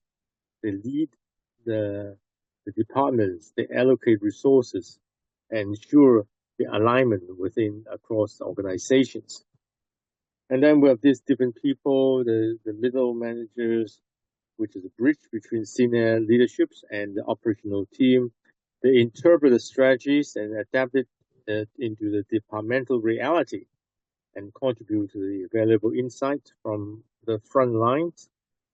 The workforce and the frontline employees, they play a crucial role in executing your strategies. Their alignment, skills, and feedback can influence how effectively the goals can be achieved. And then we have these finance considerations, finance professional assess the viability, matching the budget, uh, ensure the financial sustainability. So human resources, probably you know that they align the talent management with strategic goals, ensure the right people are in the right roles, and they foster the culture that support the strategic change. Consultant and experts, the external advisors, you bring in your specialized knowledge, objectivity, and benchmarking insight. Uh, they often help with strategic analysis, transformations, and innovations. And then we have this company secretary. So very often you will be asked about the role of company secretary. Probably you know that the ensures compliance of the legal and regulatory framework. They support the board to facilitate a transparent and a decision-making process. So, and then we can see that there's a problem of conflict interest. It will arise when your personal interests interfere with the objective strategic decisions. So managing this conflict is essential to maintain trust and integrity when you develop your strategies. So the conflict may arise when your personal interest clashes with organizational goal. So this must be managed through clear policies, ethical leadership, transparent uh, transparency can of course help to maintain trust. Then you have the agency problem. So you know the agent is a manager. They act on behalf of the principals, which are the owners. So there's a governance mechanisms. Corporate governance is about um, how to monitor and mitigate these problems. So, so there's a problem about corporate governance, information asymmetry. Again, this is a topic uh, on the uh, corporate governance. So when one party has uh, better perform, more informations, and this could distort strategic decisions. So poor decisions can be made when there's an asymmetry of information. So you need to have data sharing and good communications in order to have a better strategy. So other stakeholders involved in the strategy will be the owners, the shareholders, about the long-term investment, customers, needs preference to shape the market strategies, employees will foster ownership. You involve employees to foster ownership and improve the executions. The insight can be also inform strategic refinement. And other supply chain stakeholders, uh, again, this is about strategic alignment, etc. So we cover the people aspect. And finally, this is about the key strategic actions. So they involve the internal capabilities and analysis involved things like Porter forces analysis, using tools like Porter forces, SWOT analysis, special analysis, which provide the foundations to your informed decision making. And determining strategic directions, the organizer have to determine by defining their visions, missions, to set courses for these strategic initiatives, aligning with the appropriate resources, strategic mapping, so visually link the objective across different areas of organizations. And this could clarify the cost-effective relationships and ensures coherence. Communicating strategic decisions, communicating and engagement methodologies. So communication is important in the strategic decisions. Firstly, you have to have a clear communications, and then you need to have why communications matters. So clear communications can ensure that everyone understands the strategies and the roles in it. It can build commitment and reduce resistance. And then organizations as collective collections of individuals. So strategy must resonate with individual values and motivations. You have to recognize this as the human dimensions. Strategic workshops is about fostering collaborations, insight, and strategy project and project teams is about dedicating teams which drive the initiative forward, which ensures focus, accountability, and then holistic ownership and focus, which refers to the sharing of the success of the strategy across the organizations. A unified focus ensures that the efforts are aligned and sustained over time. So in conclusions, this developing strategy, this section on this developing strategy is about leading and building the futures. So this theme focuses on three different areas or four different areas: the people, the leadership, the system itself, and the leaders, the people in the organizations, which are important behind the strategic creations. So when they develop, involve different aspects, So it's about turning the vision into actions. So good leader is not enough. You have to collaborate. You have to communicate. So, but the leadership, strategic leader is important because they provide the guidelines. They provide the insight, leading the whole team. So in short, this section is about leadership. It's about the organizations. It's about the system thinking, and it requires all the stakeholders. Ultimately, the strategy lives through people, and this theme ensures that leadership, communications, and collaborations are the heart of the strategic process. So basically, you can see that these three different topics. Let's go back to this. It's about planning, it's about managing and developing. So this three is about planning, it's about managing and developing the strategies and how you deliver the strategies. Okay, so now that we have a quick overview of this strategy, and then we can now look at some sample questions of this strategy thing.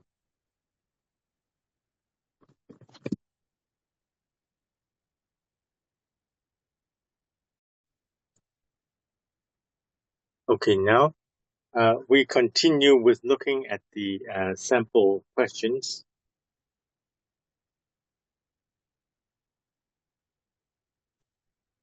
So in the next few slides, we will look at one and two sample question on section A. So you just look at the questions, you just pause for a few minutes, you just read the case, read the fact of the case, read the question carefully, do not look at the answer, and then you identify the relevant part of the syllabus. So probably this is on section A. And then you underline the action verbs and draft the outline answers, and then you continue to listen to the presentations. There's no use just continue without you doing the exercise first.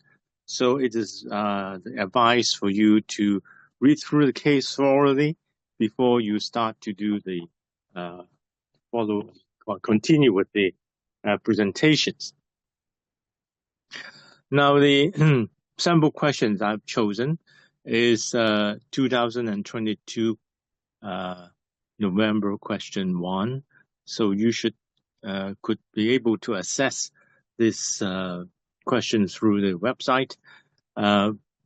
Because of the limited space, I can show you all the things in one slide because there's a fact is of 2 to 3 pages. So I would advise you to read the case yourself. So if you look at the questions, this is a pre-release case. So if you look at the questions, take some time to look at the questions if you have not done so before. So it is an exercise for you to pause for a few minutes, and then you read the case, and then you read the questions. Do not look at the marking schemes. You identify the parts in the syllabus, you underline the action verb, and draft the answer.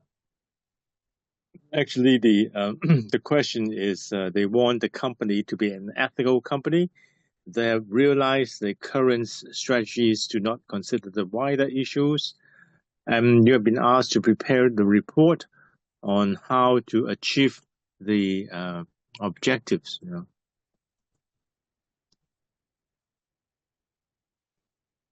Sorry, it's in here.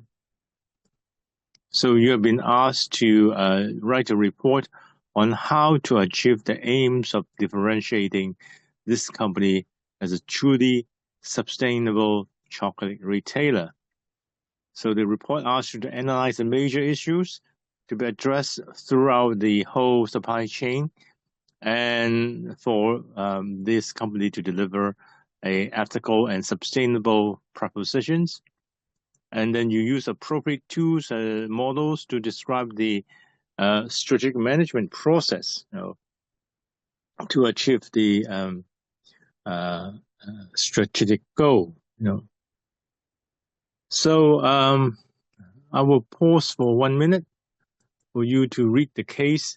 Of course, you can't do it in 1 minute, so just pause it at the moment and right now, and you just read the case, do the draft, underline the keywords.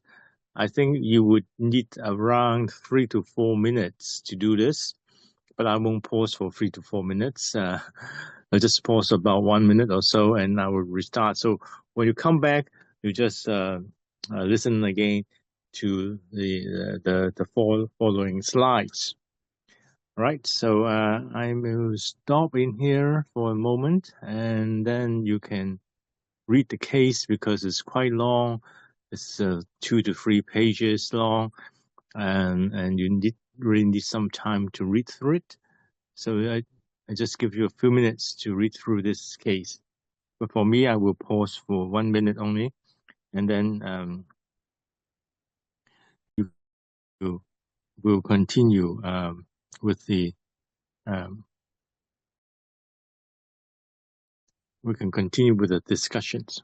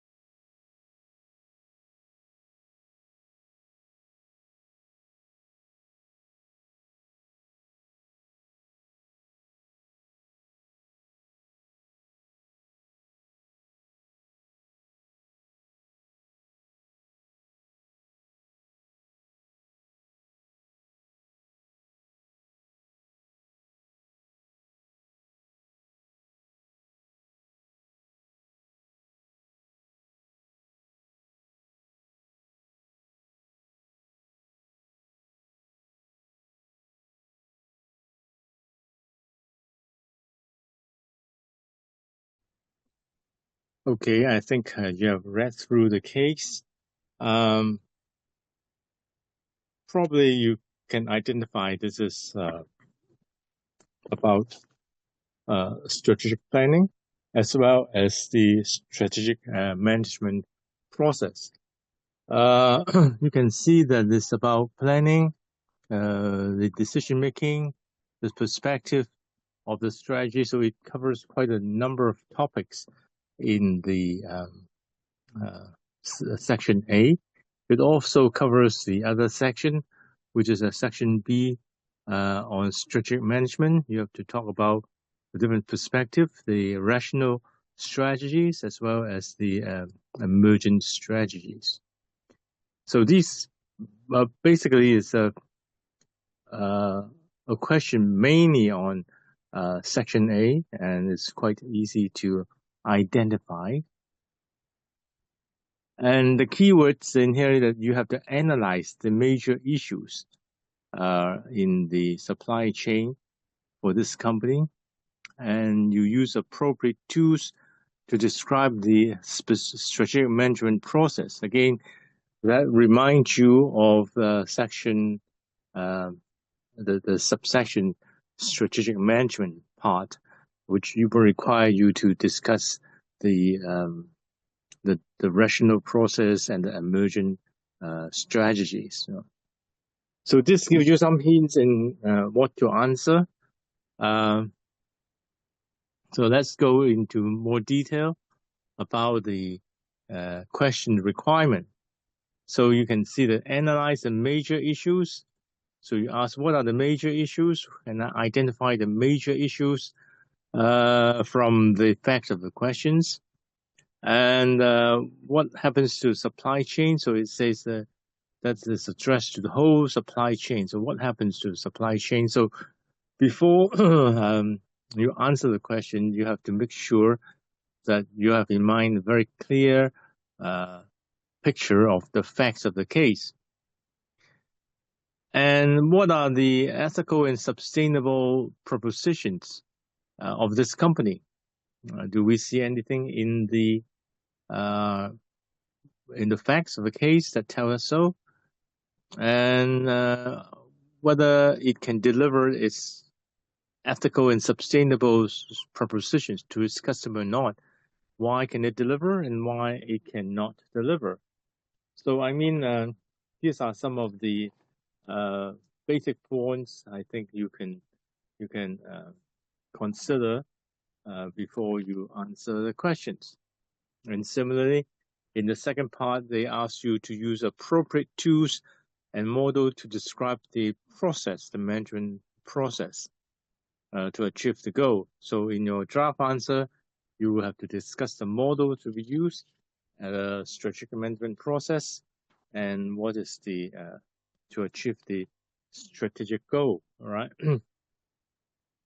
So firstly, we have to identify the strategic goal in the question. This is the first part. What is the strategic goal of the company, and what is the proposition, ethical and sustainable proposition of this company? So I think you have read through the case. So in the case, they mentioned something about the strategic goal. I hope that you have underlined it in your question paper, right? And that is very similar to what you will be doing in your 50 minutes reading time. Somewhere it mentioned that they set up the business in response to the company becoming increasing conspicuous of their global presence. So it's becoming a global company. That's one of the strategic goals, but not all the goals are related to the ethical elements, right? So it also says that the highest is the largest high-end chocolate retailer with 3 factories and the sales of the chocolates. Again, that is the high-end chocolate retailer is the strategic goal. And they plans to open further retail stores opening up more stores, increasing in the market. So it says another point in here, which is most important, is that they have the strategy to be differentiated chocolate company. So it's a chocolate is expensive, but they believe that the quality of the chocolate and the organization's ethical position justify this. So in short, the present strategy of the company is in differentiation. And they're selling high-end products, so this is very important. And you have to understand that what you need to be in order to sell a high-end product.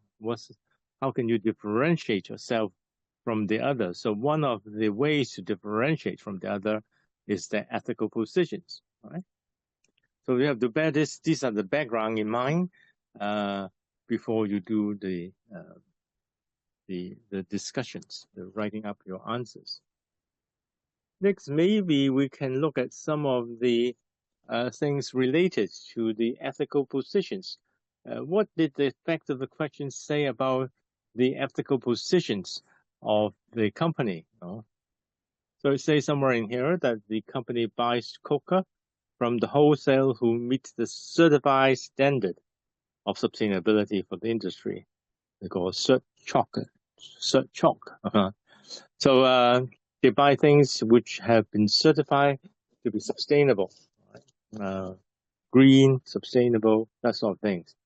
So I mean, they just like they're buying the organic products, something like that, The strategy is to be differentiated. They believe that that's what I mentioned earlier. It's the ethical position justified it, so they have to be an ethical company. Then of course things about ethics will be brought up in here. Things like green farming and that sort of thing. So success has been value-based, creating a new brand of chocolate that is ethical, with the cocoa being sourced from certified non-slavery sources. So non-slavery is one of the ethical positions. So they have to certify that they are non-slavery sources, no palm oil, and all the suppliers must have this chocolate certification program. And they are all palm-free. So they buy things which have this sort of program, and that would justify why they can sell it at a higher price.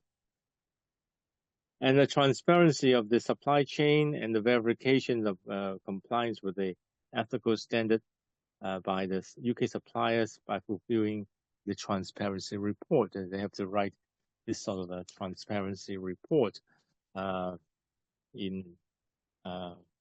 the company.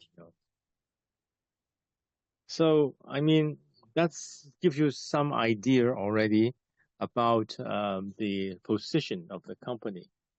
And you can start to think. So now that the company's strategy, is a differentiated strategy, and you know that they're very much concerned about the ethical position. So these are the things that you can read from the fact of the case, that you can highlight it when you read the case, when you ask this question. And because during examination period is really time is very tight, and you have to read it very quickly and to sort out the fact of the case, But obviously, because this is a pre-release case, so you have plenty of time to read these things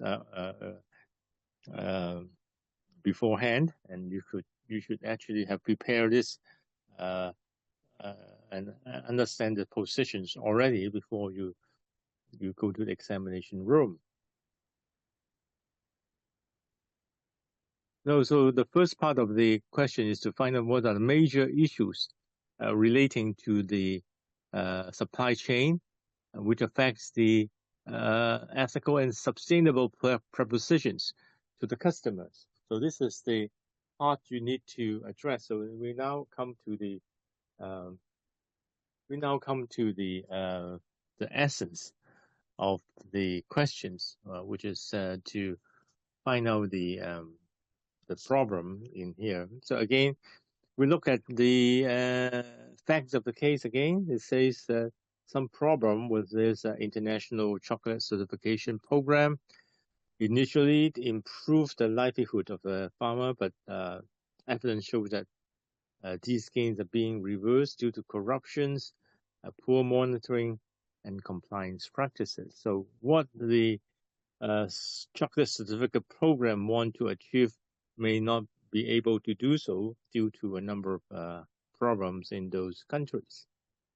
So there's a poverty in Africa, and there's a problem of the traceability. Actually, this sort of things cannot be traced. So the chocolate wholesaler cannot say for certain whether the chocolate supply is slavery free, and the key requirement for these certifications. And there's a productivity problem. They cannot invest into the new farming techniques. So these are some of the problem, which shows that the farms are not as there's no problem with those farms. There's still quite a lot of ethical problems with those farms, and deforestations and the supply chain issues. So it is beyond the cocoa farming, and this also include dairy farming, sugar, palm oil, etc., etc. So you can see that this gives you some ideas, and then you can start to draft the outline of the report.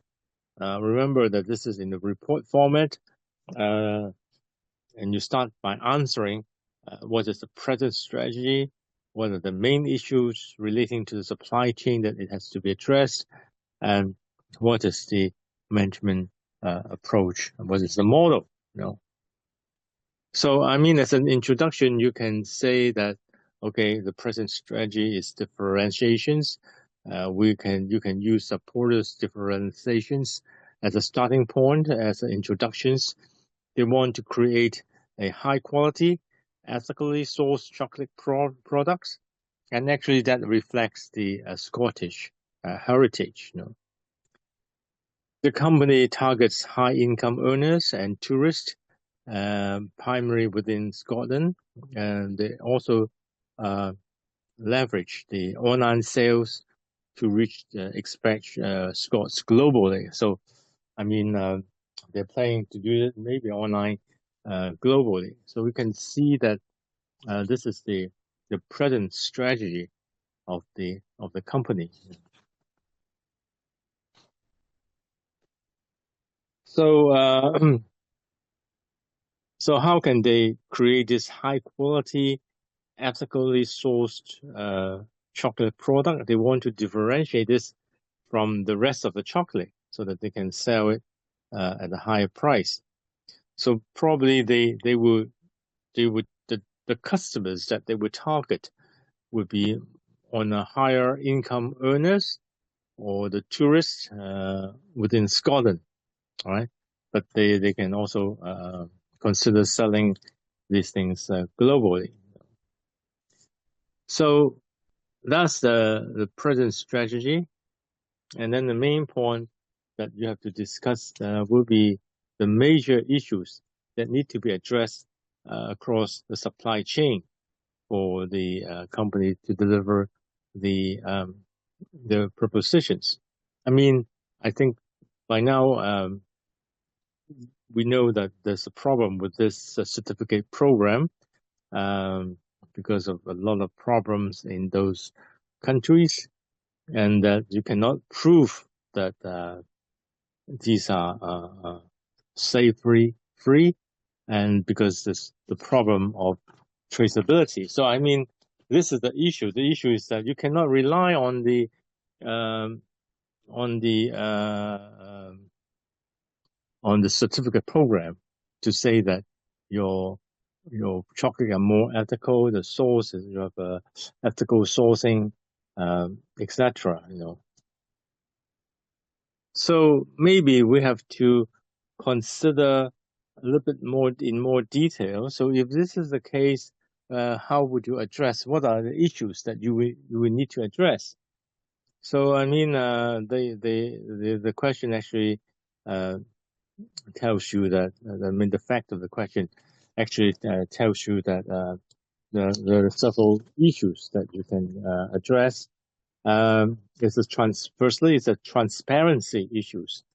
So the company must move beyond relying on the certificate body. They shouldn't rely on totally rely on the um, rely on this certificate program, and they could directly verify ethical practices throughout the supply chain. Then can think of some way to make it more transparent instead of totally relying on these certifications. And it says that something about the ethical accountability, right? So they have to prove its ethical positions. You have to be true to your value and promises to your customers. So that is the problem faced by the PCF. They need to take the ownership of the full impact of the operations. They have to be accountable ethically.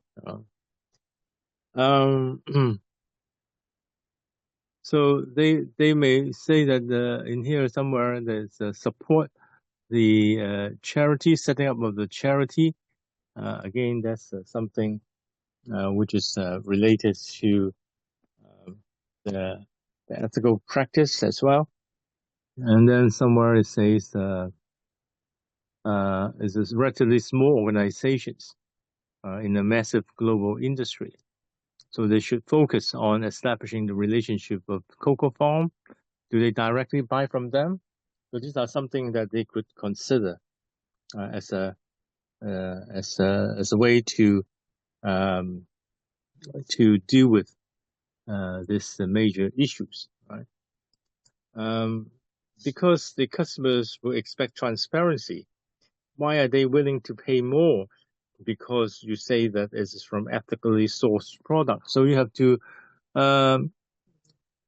tell the customers that you can buy directly from the farms, and this is that would justify your diversification strategies.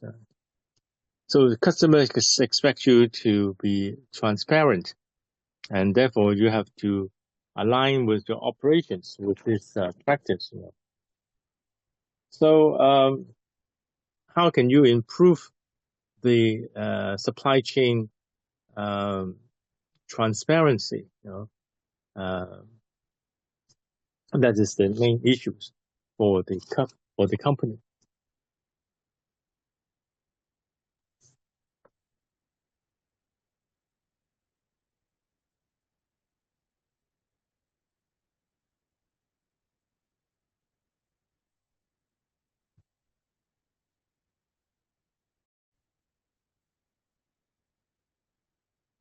Right. So the all right. So sorry. So these are the main issues that they have to address. They have to make sure that from now on they have to be more transparent. They may have to engage with the cocoa farm and make sure that the stores are more ethical and there's non-slavery in those farms and that sort of thing. So these are the things that they need to do in terms of the strategies. Now, the second part is on the to ask you to describe the strategic management process. So for this strategic management process, you need to establish your visions, your take into account where you are now and deciding how you can move the company from the current positions to the desired positions, to maybe anything that's need to change in the execution of the strategies. So, I mean, for the strategic management approach, maybe you can by now think that, okay, because of this problem, they may need to establish the relationship with the cocoa farmers, make sure that there's an ethical sourcing and traceability. Or you can think of this in terms of diversifying the sources to mitigate the risks associated with these regional things.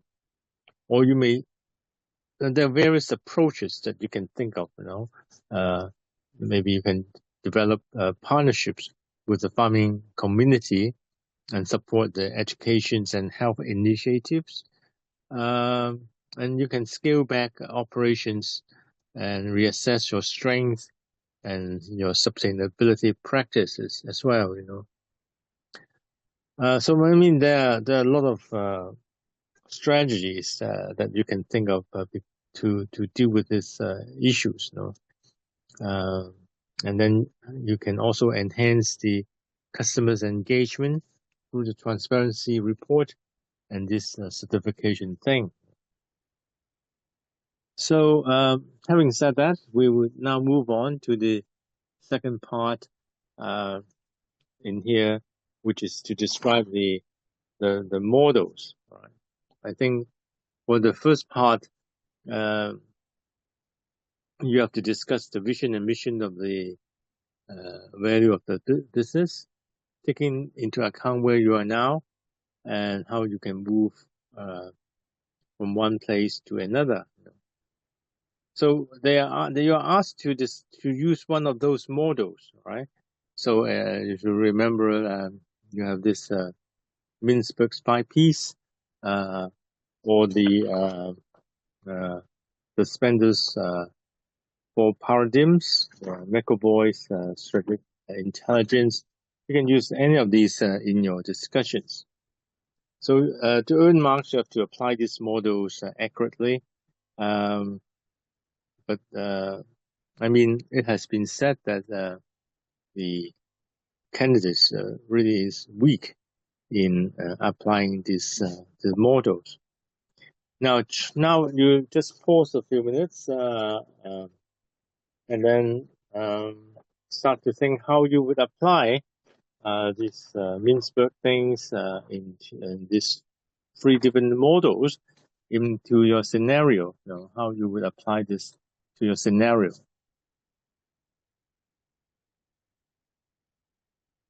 Remember, Mintzberg's 5 Ps are the plan, pattern, positions, perspective, employ, right? So you have to think about this. What are the 5 Ps in relations to the Mintzberg theory?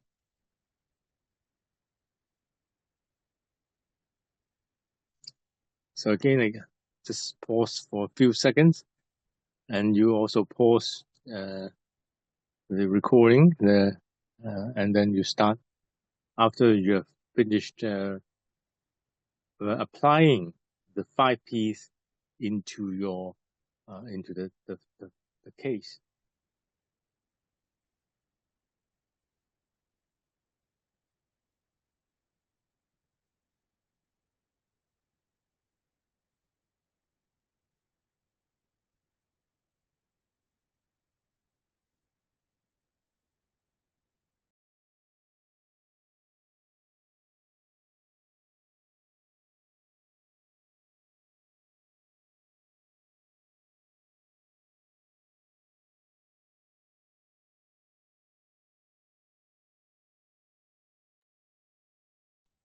So if you look at your marking scheme, they provide you with the 5 Ps, and this is your answers to the 5 Ps, right? But I think they don't give you the application very clearly. They just say that, oh, these are the 5 Ps. These are what are the 5 Ps, etc. Maybe we can go a little bit deeper into these 5 Ps. and think about the plan. All right. So in terms of the planning, I think the company should have a clear strategy to differentiate itself as a sustainable chocolate retailer. They should focus on ethical sourcing, environmental sustainability, and the community engagement. So these are the things that you can also discuss in the plan, right? And then pattern, you can say that, well, because there's a consistency in following this value-based approach. The company actually emphasizes on ethical practices, sustainability, and high-quality products since its inception. And then we can talk about the positions. The position as a high-end, quality, Scottish heritage brand that combines the traditional Scottish elements with ethical productions. And then we can discuss the perspective. The perspective is rooted in his commitment to the sustainability, ethical practices, and create a positive impact on both the local and the global communities. And finally, deploy. That means that they need to have a clear plan. So they, for example, they can consider a direct relationship with these cocoa farmers to ensure the transparency and ethical practice, and which also serve as a competitive advantage. I mean, in the marketing scheme, they do not give you a very clear answers on the application, and you may actually in the examinations you may actually need to apply and discuss the 5 Ps, how to do it, because you have to write a report, and in the report you have to actually provide some guide recommendations to the company. So I mean, and in terms of the plan, you can say that because this is they have a plan, they have a clear strategies, right? And therefore they have you can think of some plans for the company. For example, in terms of sourcing from some other certifications that of non-slavery sources. Maybe you can consider recycling other aspects as well. And also you can consider serving the retail outlets with electric vehicles, even could be considered. So you can think of suggest some plan to the company. And then as to deploy, as the pattern,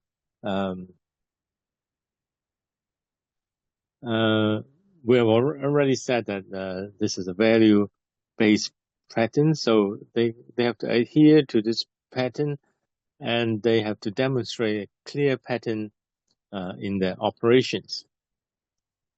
And then as for the positions, maybe you can say something about, we have said that it's about the high-end positions, but you can suggest to them how to strategically combine with the other Scottish positions and to produce a more ethical product. You can think of things like, maybe you can suggest something like even Scottish whiskey or shortbread or whatever, so which is famous in Scotland. And you can see if you can combine them in terms of the changes in this new strategy. So, and then in terms of the perspective, of course, the perspective is rooted from its commitment to sustainability, and they could drive the missions to create a more positive impact to the community. And lastly is deploy to gain the competitive advantage they could establish the direct relationship with the farmers. That would ensure the supply chain transparency, and they also have this deploy is to have this comparative advantage. So I mean, although this is the marking scheme, you can, so long as you can demonstrate some understanding of these 5 principles or 5 aspects, that will be good enough, right? So I mean, some of the candidates try to memorize the marking scheme. I think that's not necessary.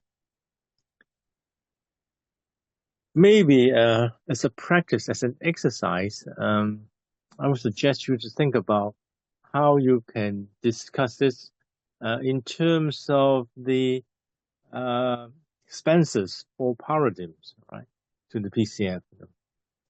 I mean, the 4 paradigms will be the rational goal paradigms, internal process paradigms, human relations paradigms, and open system paradigm. So see if we could apply these 4 paradigms to the case. All right.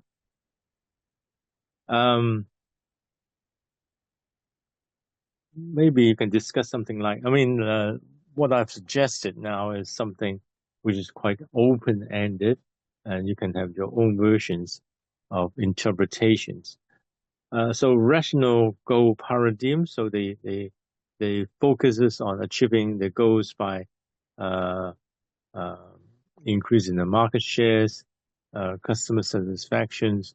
So they could have this include initiatives like sourcing from some non-slavery sources, using recycled materials, etc. So that could be the rational goal paradigms.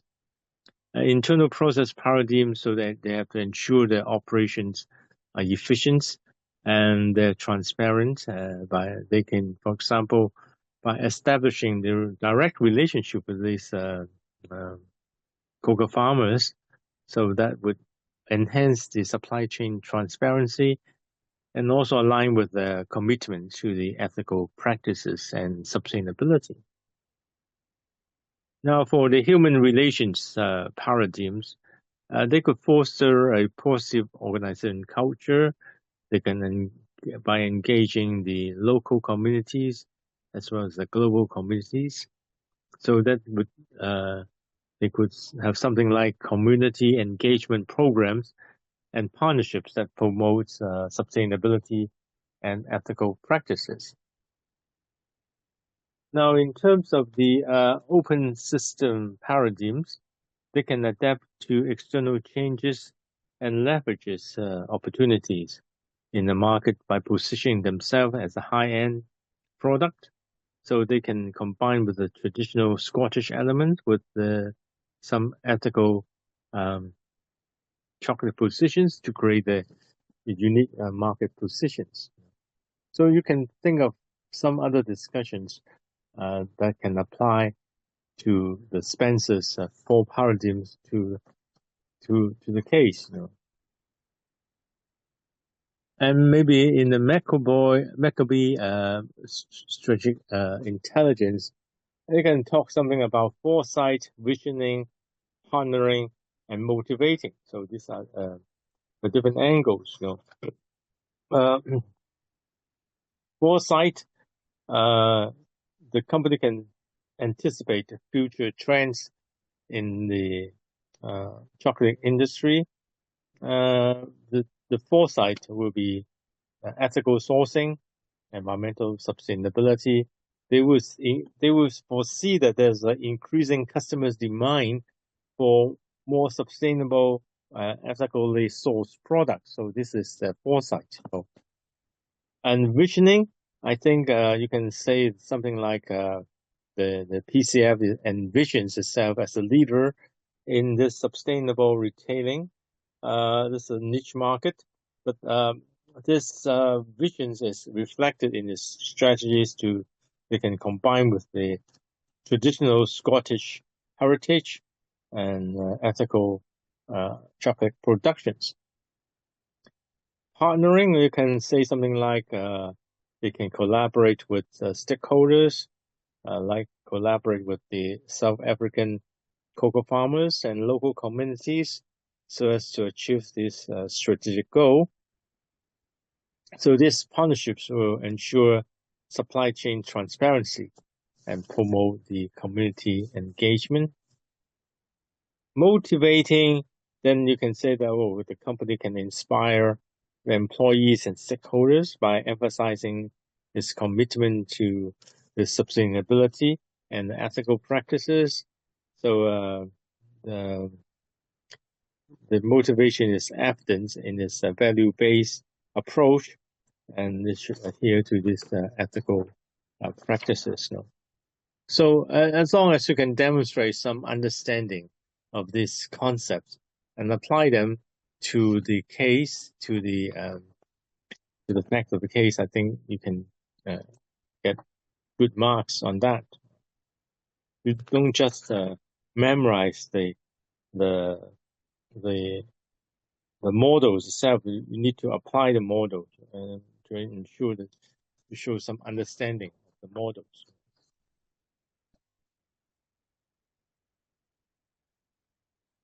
So that would continue now with this. So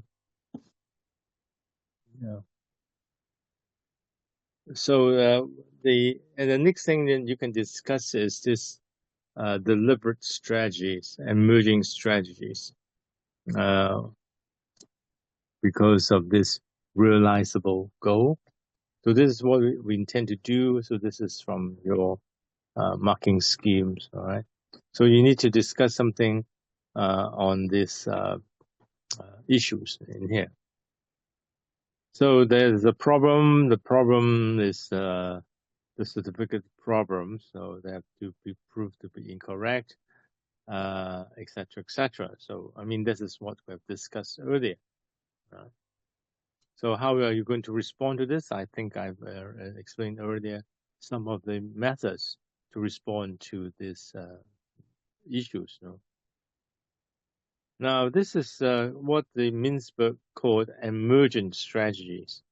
That is to say, it suddenly come up, you just not plan, because you suddenly realize that the certificate is not that trustworthy, and then you have to come up with new things. You have to allocate resources to respond to this change. So I mean, this is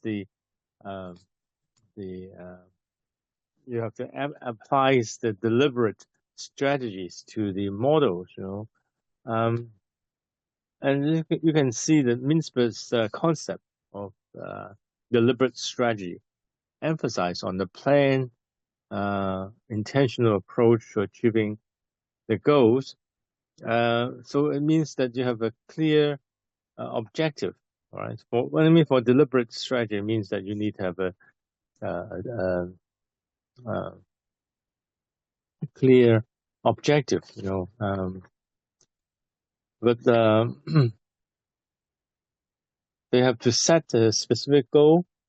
So once you know about this, then you have to change your strategy a little bit, and then you have to set your specific goals, such as sourcing the cocoa from the non-slavery sources. Make sure that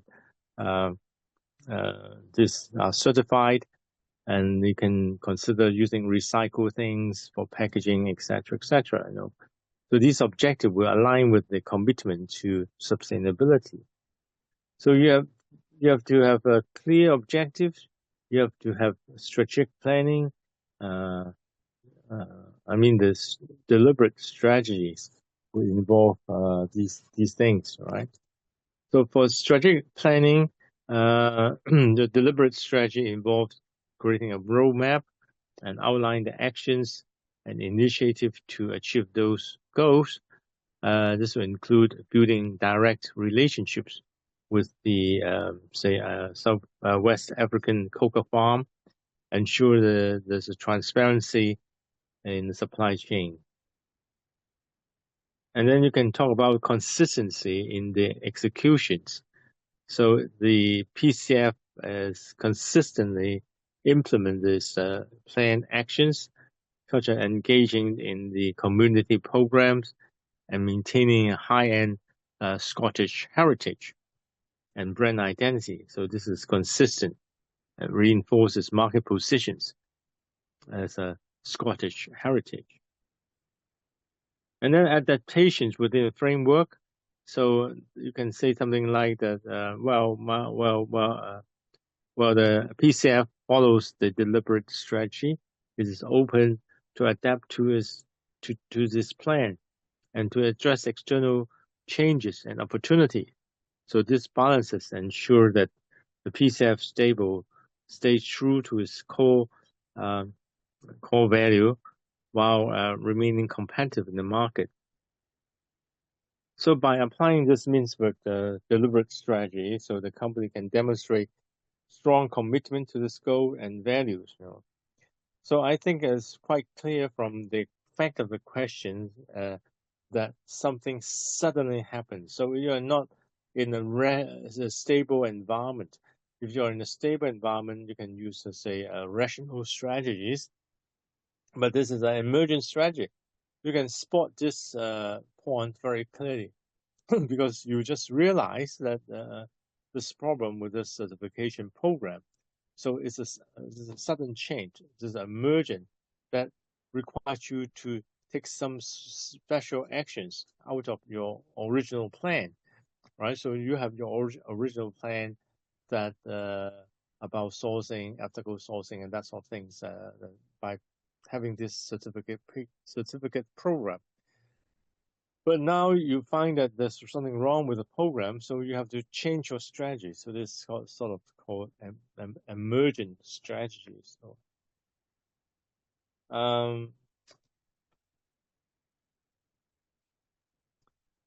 So this is emergent strategies as well. So it's both the deliberate and the emergent strategies.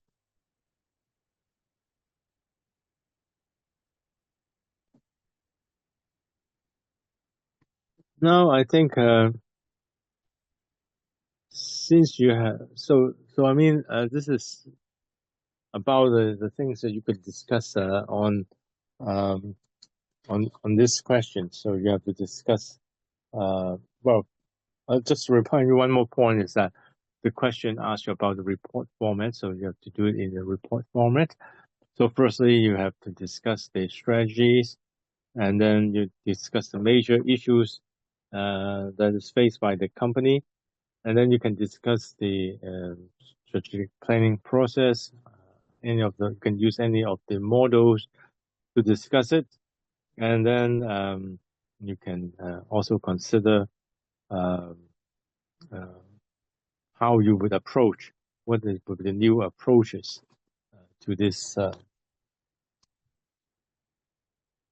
by this company, right? Now, so I think that's all you need to write for this 25 marks for this question. Now, how can you know that the questions is about section A? As I said, you have to read these, understand the syllabus very clearly.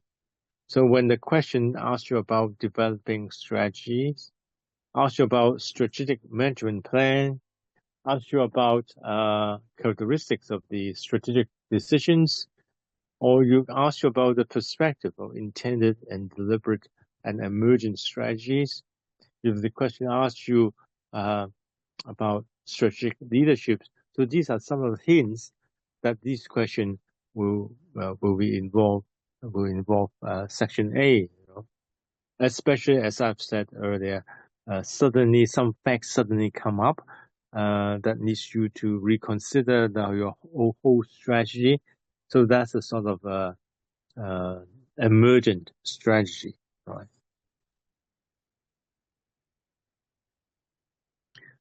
So we look at one more questions on section A. I just take the sample questions from again the question 1 in 2021 November case. Directors are seeking to enter a new market.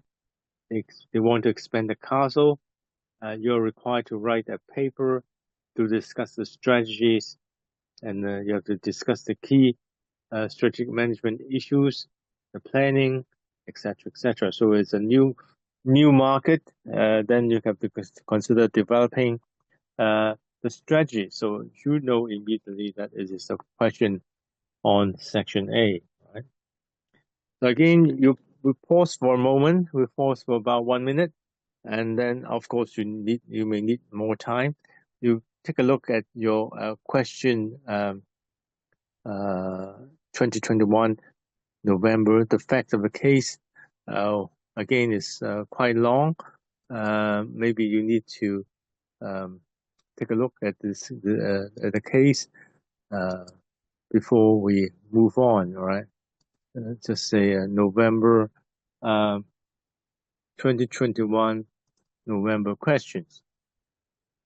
So we can see that there's a question about. Just wait a minute.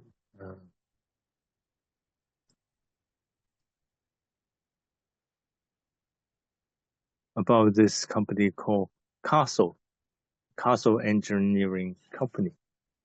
Again, I will you just pause for a moment, read through the case before we move on. This is just an exercise for you, right? Again, you have to think about what should be your approach, how to write an outline answer first before we move on into the details. So I will pause for 1 minute, then you can pause as long as you can and come back after you have read the questions thoroughly.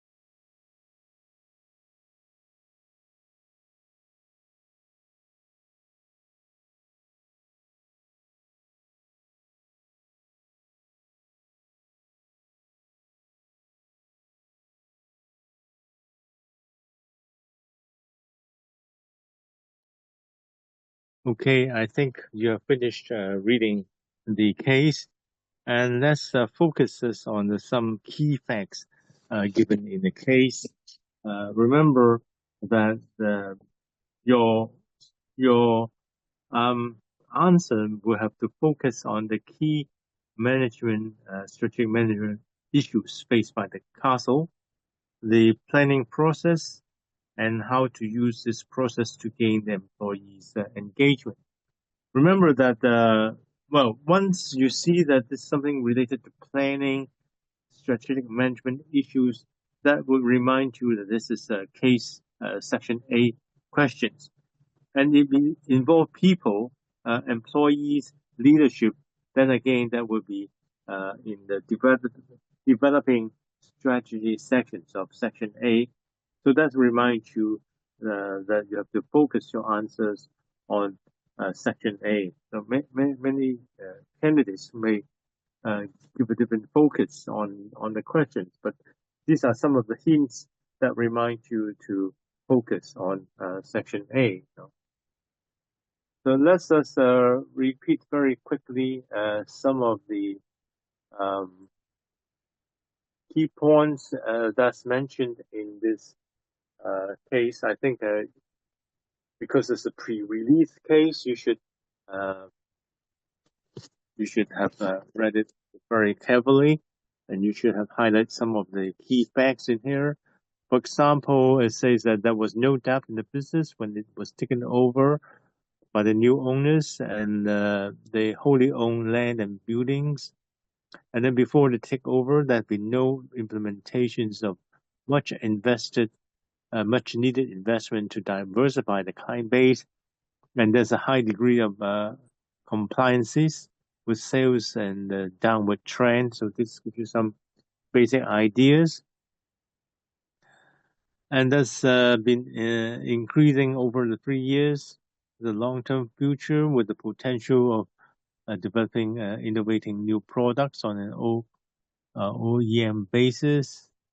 And the new teams has invested a further 50 millions in the business, and this investment will need to come outside from the business. So that reminds you that some of the new strategies to be faced by this company. And in here, I say that downward prices in the last 10 years because of the global competitions globally. And they say somewhere that the overall financial position is weak. Last few years have been difficult and margins failed. And there's variability, also critical in building staff morale. So the staff morale is low. So these are some of the issues that you could identify from reading the case. So creditors have increased as a percent of assets increase. There's a little higher bank charges, lower liquidity. So there's the financial things, reducing business flexibility. And there's non-accounting, which relates to cost of the quality and performance effectiveness and efficiencies. The cost of quality has increased, and this is calculated on the work that must be redone and opportunity cost to redo the work. So how the quality issues, so there will be quality issues in here that's been spotted internally. And then you see that they need to recruit staff, and the development work on this process with the senior management has been ongoing for 12 months, and this has now been formally communicated. And the key objective to address staff morale, which took hits because of the investment, increased productivity, reduced the overtime hours. So this gives you some idea of the facts of the questions that you would need to discuss. Now let's go back to the questions. It says somewhere in here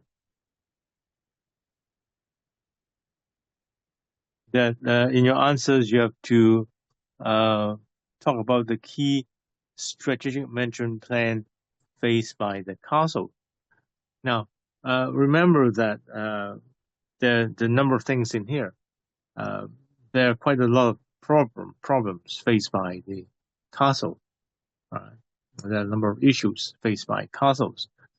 But the question in here is, if they want to enter the new and growing market, I mean, there's some differences in terms of the focus. I mean, this will be the key strategic management issues relating to the growing market. It's not the other things, but it's mainly because related to the growing market. So when you do your answers, you have to be very careful. You don't discuss the other issues. I mean, as well can see there are quite a number of issues in here. You have the financial weakness is one of the issues. Quality efficiency is one of the issues. Staff morale is the issues. Market opportunity is an issues. The change in the management style is the issues, and need to for investment is another issue. So these are very general strategic issues, right, faced by the company. But in your answer, you just focus more narrowly on the issues relating to the new and growing market only. So you don't need to discuss all the issues, right? You have to bear this in mind, right? So, well, in your marking scheme, they just give you some hints. Oh, these are the issues that you need to discuss, right? The pressure on prices, the need to move from a price taker to a price maker by moving up the value chain and developing innovations, and a change in the focus for sales development in terms of sector geography, and the limited resources available to the company, uh, and they need to be agile. Now, of course, can you identify these facts from the case itself? Uh, I mean, we have identified the issues already. We've underlined some of the points in the issues, but can you identify those the facts uh, from the case that suggests these points? Just remind you again, these are the points. Now, when you give the answers, can you find out from the original facts from the case? Now, unfortunately, these issues are not explicitly identifiable from the facts provided in the case. You cannot see it very clearly from the fact of the case. They appear to be suggestion based on the inferred challenges and strategic considerations. So I mean that is the point. For the strategic issues, what they are saying is that you need to understand the fact of the case, and then you can apply this to the scenario. So this requires application, and that's just quite difficult. In terms of the the applications.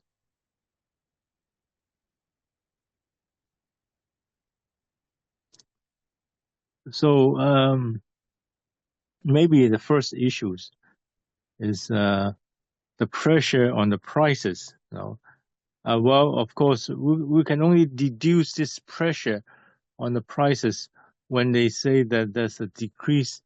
I think in somewhere quoted in here, there's somewhere that there's a decrease in the downward pressure on the is it downward price pressure due to the strong global competitions. So you can only infer this from this fact, right? So you are given the fact they mentioned about downward pressure, and then global competitions, and then of course you will think that there's a pressure on the price because of this, because you need to be more competitive. You need to lower your price in order to be able to compete with your competitors. And this is the issues for new and growing market, because there's about global competitions, and if you want to go global, then you have to face global competitors. And this somewhere is here. Somewhere it says about the new owners want to increase the money. So in here it says somewhere that the new owners want to increase the turnover into 500 millions by 2030. They're in contact with the local development agencies, and the firm has to date developed and built component for the first-tier engineering companies. But this experienced a downward price pressure due to the strong global competition. So again, you can see that this is the facts which invite you to think about this downward pressures, right? Because of the global competition. So this is the issues. This will be the issues faced by the company. So what would be the strategies in view of these issues? So a priority for Castle is the development of their own products. So you have to develop your own product so that they can sell directly to the various sectors. So you're not a middleman. That's one of the things. Notable renewal due to climate changes, marine and rail. So I mean, this is a strategy uh, for castles uh, because of these global the prices pressures. So that's one thing that we can draw from these facts. So it's quite hidden, and you have to pull out uh, this as discuss this point. And then next is in the sorry,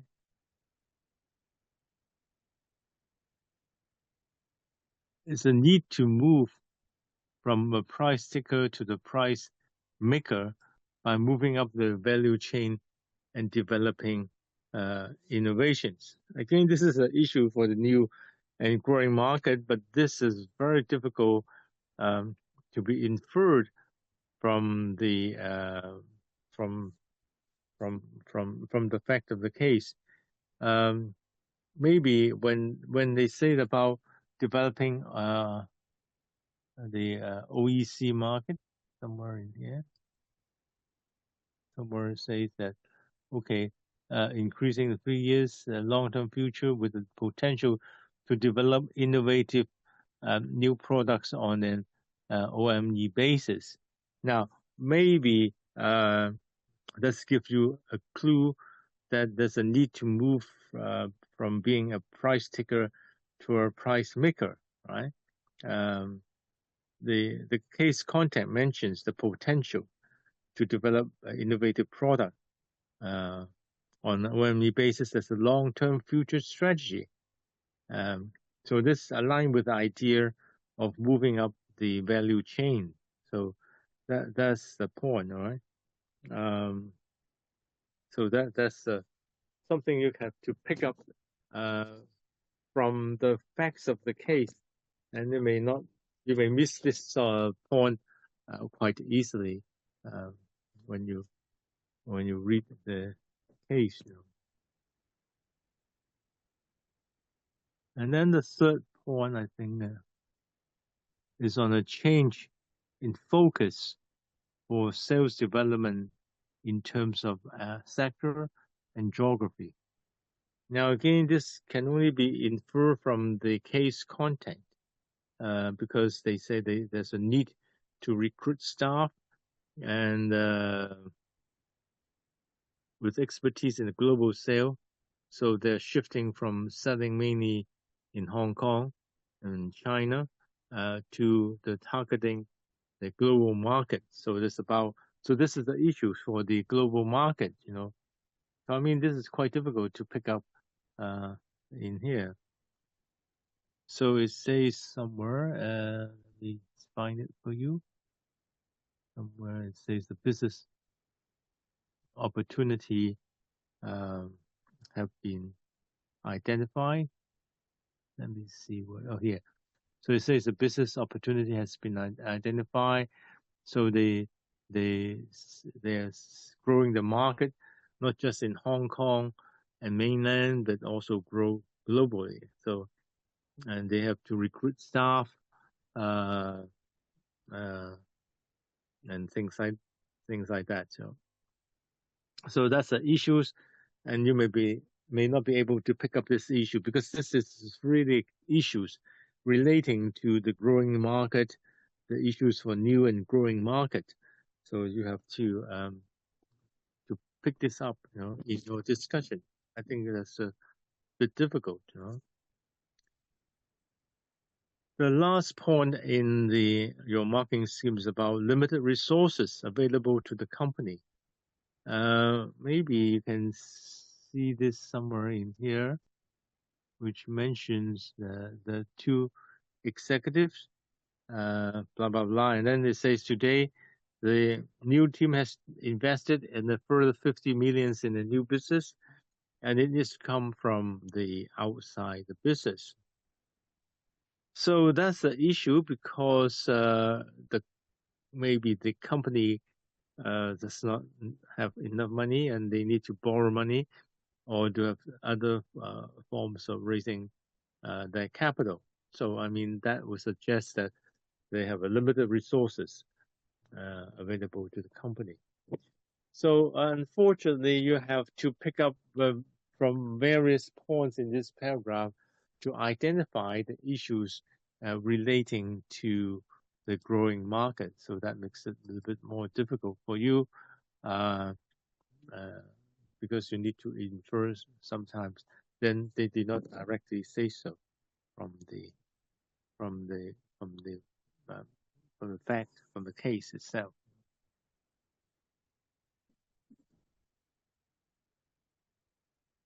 Now, lastly, the questions ask you about the strategy planning process to accommodate changes and address current issues. So you have to discuss something like what is the strategy, what's it important to castles, the important strategic planning, leaderships in the planning process. So whenever you see a question that gives you some hints on the human side, employee side, leadership side, then that invites you to discuss leadership. So the discussion of the deliberate process or the rational process, and you use the different models for strategic planning.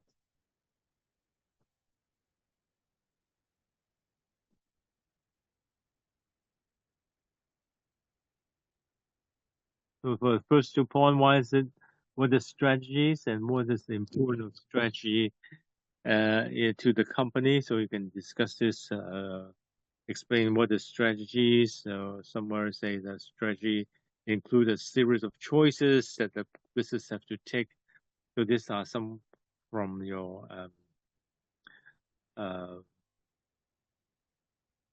marking schemes. Now, even though this says something in the marking scheme, you still don't think that this is all you need to write.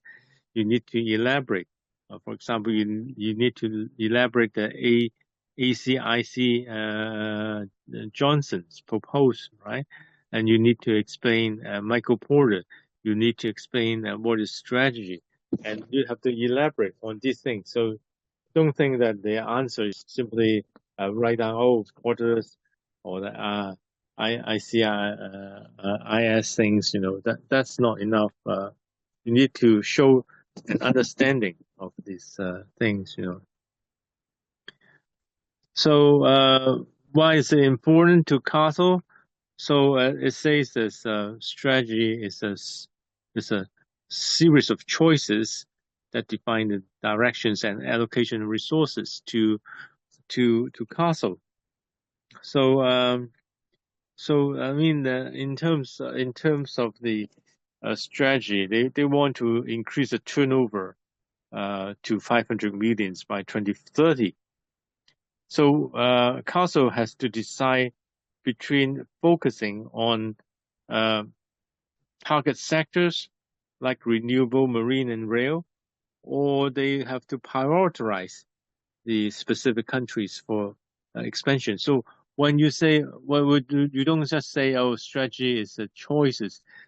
So in here, you can see that there's a choice between focusing on your target sectors like renewable, marine, and rail, or you need to have a choice of specific countries for expansion because you don't have a lot of resources. So I mean, I hope that you can see that there are two different strategies, two different choices that the company has to make. So they have to make choices about resources allocations, this bespoke manufacturing decisions, which has been increasing the revenue over the last 3 years, could be prioritized for innovative product development. So this is also something you could consider when you do your discussions.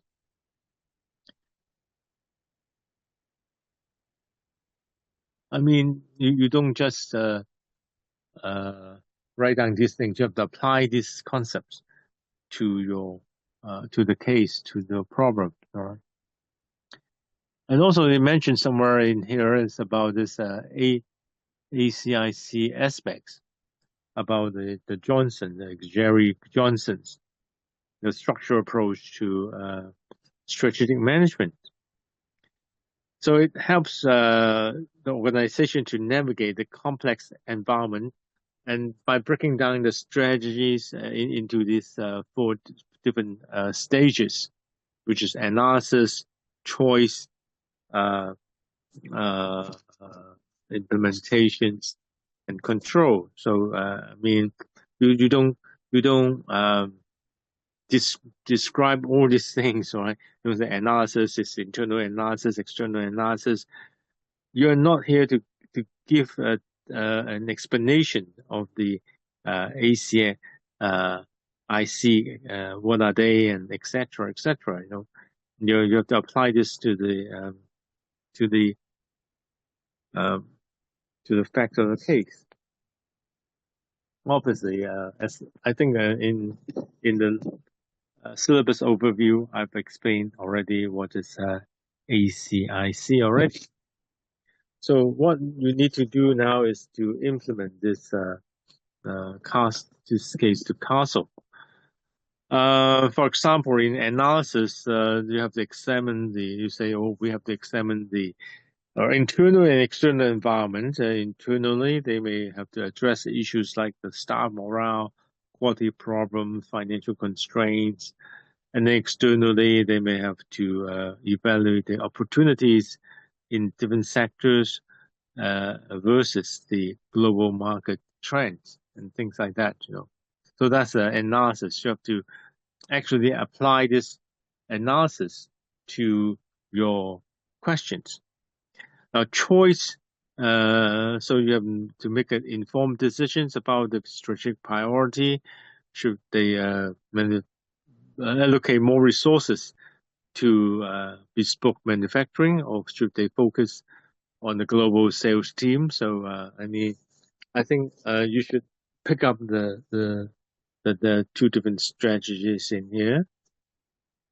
Implementations involve the putting the chosen strategy into action. So in Castle's case, they have to ensure that the senior management team and the team leaders are aligned with new strategies, and they have the necessary resources and training to execute this strategy effectively. And then for control, it's about regular monitoring and evaluation of the implemented strategies. And they should review the decisions every 6 months to ensure that the strategy is still relevant and effective in achieving the company's goal. You know? So, I mean, you have to expand and further on these issues. You know? So when we say strategies of Castle and why is it important to Castle, then you can continue to explain that the strategy have to address the internal challenges, and strategic management is crucial because they will help the castles to navigate in these competitive pressures, such as the download price trend in the first tier engineering components, and to develop its own product and direct sales to etc. So I mean, basically you have explained these things. Maybe you can compare with the Porter's approach. I think somewhere in here. So this the things that you can discuss about. Oh, the next thing that you need to discuss is this the rational and a deliberate process. But to finish off with the ACIC and the Porters and the Mintzberg, you can just have a short comparison or explanation of how they are related to Castle. So the next point that we will discuss is this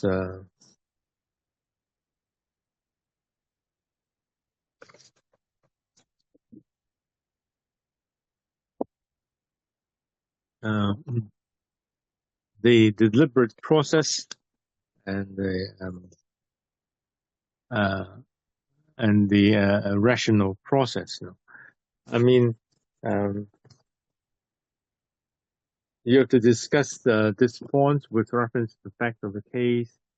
So we've looked at the case already. So I think it's a rational or deliberate strategy. So you have to discuss something about this. And I think in the syllabus overview, I've explained what's meant by rational or deliberate strategies and what's meant by emergent strategies, right? So rational strategy refers to those planned and systemic approaches to achieve the organization goal. It involves setting clear objectives, analyzing internal and external factors, making informed decisions to allocate the resources effectively. So this type of strategy is characterized by its focus on the long-term planning, logical decision-making, and a structured process for implementations and evaluations. Now, for castles, adopting this rational or deliberate strategy is essential because of this growth strategies. They should have a rational planning, so the plan must have careful planning and break down the into specific activities. They have to identify the target sectors, allocate resources, and setting the measurable milestones to track the progress. And they have to be flexible because the strategy should be deliberate, but they should also be flexible enough to adapt to the emerging trends in the target sectors. And they have to have sector-specific considerations. Say the marine sector related to energy and minerals extractions is dependent on the government licenses, and they may be affected by the political climates. So they must continuously review and make choices to adapt to these variables. So by combining this rational planning with flexibility, so that the castle can navigate the complexities of its industries and achieve its long-term objectives. I mean, what you need actually is to elaborate a little bit more on this what's meant by rational and deliberate strategy. So basically, a rational strategy is a logical and analytical, whereas deliberate strategy is intent and planning.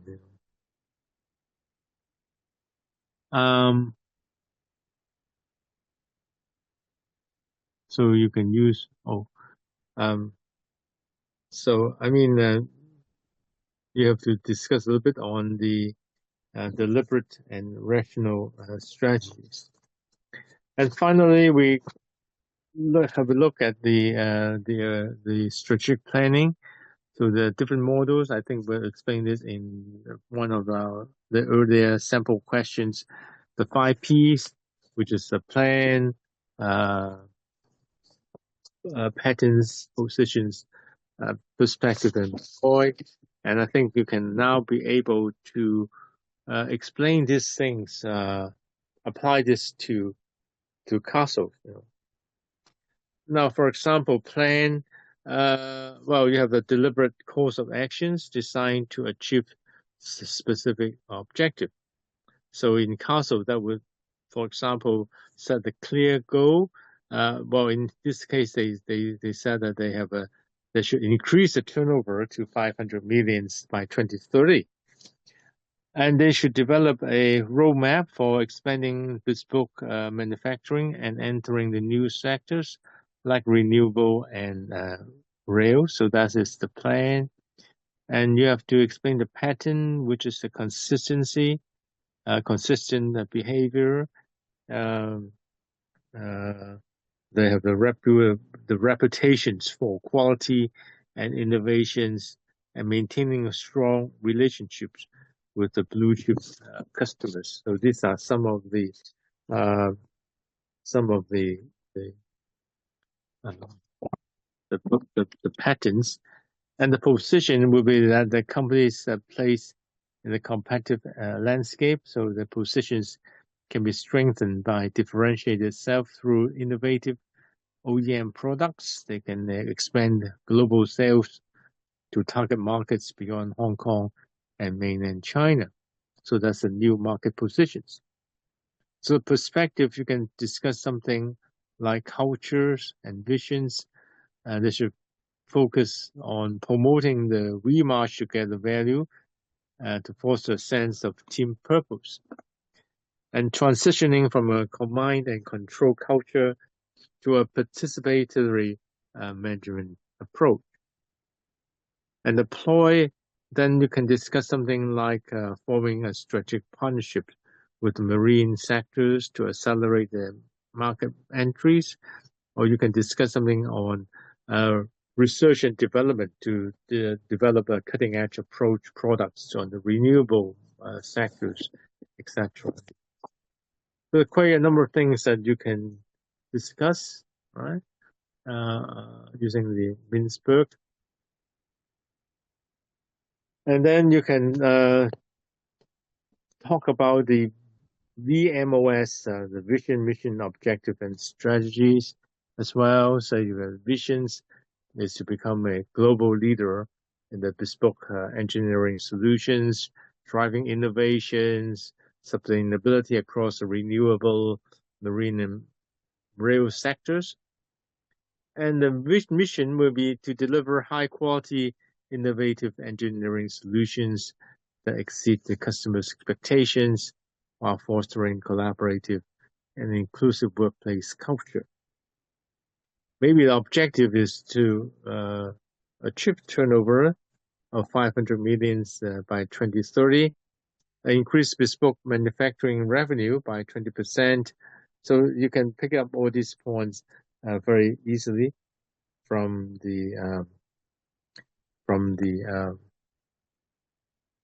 facts of the question. Reduce the cost of quality by 50% in 3 years, or improve the employee engagement scores by 30%. So you can set some objectives for the company. I mean, by aligning the VMOS framework with the Quarters principle of strategic change, the councils can create a sense of urgency and drive the necessary change to achieve its vision and missions. Maybe you have to communicate the financial and competitive challenges to the employees so that they have a shared understanding of the need for the change. So you engage team leaders and employees in the strategies development process, and this can also foster the ownership and commitment to the company's goal.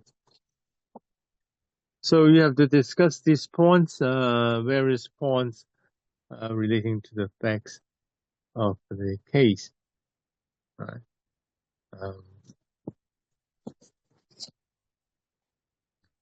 I mean, obviously for Kotler, that is in section F or section 6, which is, as you know, you can, well, I mean, that's for this type of question, there's no straightforward answers. You can write a very brief note on Kotler's sense of urgency. You link the financial and competitive positions with a sense of urgency, So the quarters process will be like establishing a sense of urgency, creating a guiding coalitions, developing visions and strategies, communicate change visions, empowering broad-based actions, generate short-term wins, consolidate gains, and produce more changes, anchor new approaches to cultures. So you follow the quarters principle, the castle can create a sense of urgency and drive the necessary changes to improve the financial and the competitive positions. So this approach will also help to engage workforce and build a shared commitment for the company's goal.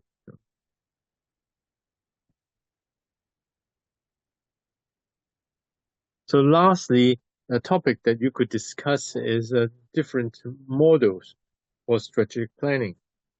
So you can discuss this with reference to the fact of the case that there's a need to highlight the importance of leadership to involve people across the company to sign up these strategies.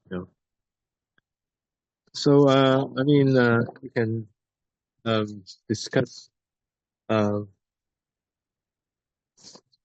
number of points in the leadership. So leadership plays a pivotal role in ensuring the successful implementation of Castle's strategies.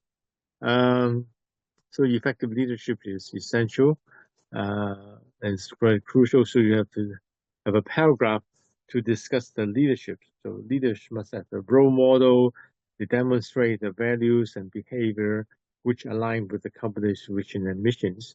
They should communicate strategy clearly and consistently, ensure that every employee understands the roles in achieving the company's objective. So involve employees in the decision-making process and encourage open dialogues.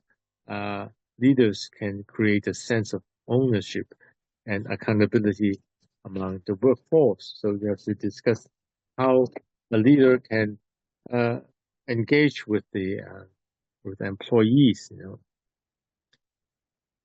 So the leaders is important to address resistance to the changes. It's important in fostering a culture of innovations and fostering a culture of collaborations in the company. So they have to provide support, the resources and recognitions, and they can also empower the employees to embrace new ways of working so as to contribute to the company's success. So in this context, for Castle, the leadership must focus on between the gaps between the senior management team and the shop floors. Make sure that we march together, the value statement is not just a slogan, but is a guiding principle for all the employees. This requires the leaders to actively engage with the employees, listen to their concern, address any of the barriers to the participations in the strategies. So ultimately, we can say that a strong leadership is important for Castle's ability to navigate these challenges, seize opportunities, and achieve its ambitious growth targets. So they can prioritize the leadership development and fostering a culture of trust and collaborations and things like that. So I think what you can see that even though there's some points in the marketing scheme, they just give you some outline only. Don't think that the marketing scheme are all the things you need to talk about and write down. It's more than that. They just give you a framework, something for you to discuss only. Some of the points for you to discuss only. Okay, that's ends section A, and then we can move on to section B and the the program will be the same. Firstly, we have the short review, an overview of the syllabus, the topics in the syllabus, highlighting the important points, and then we look at some sample questions.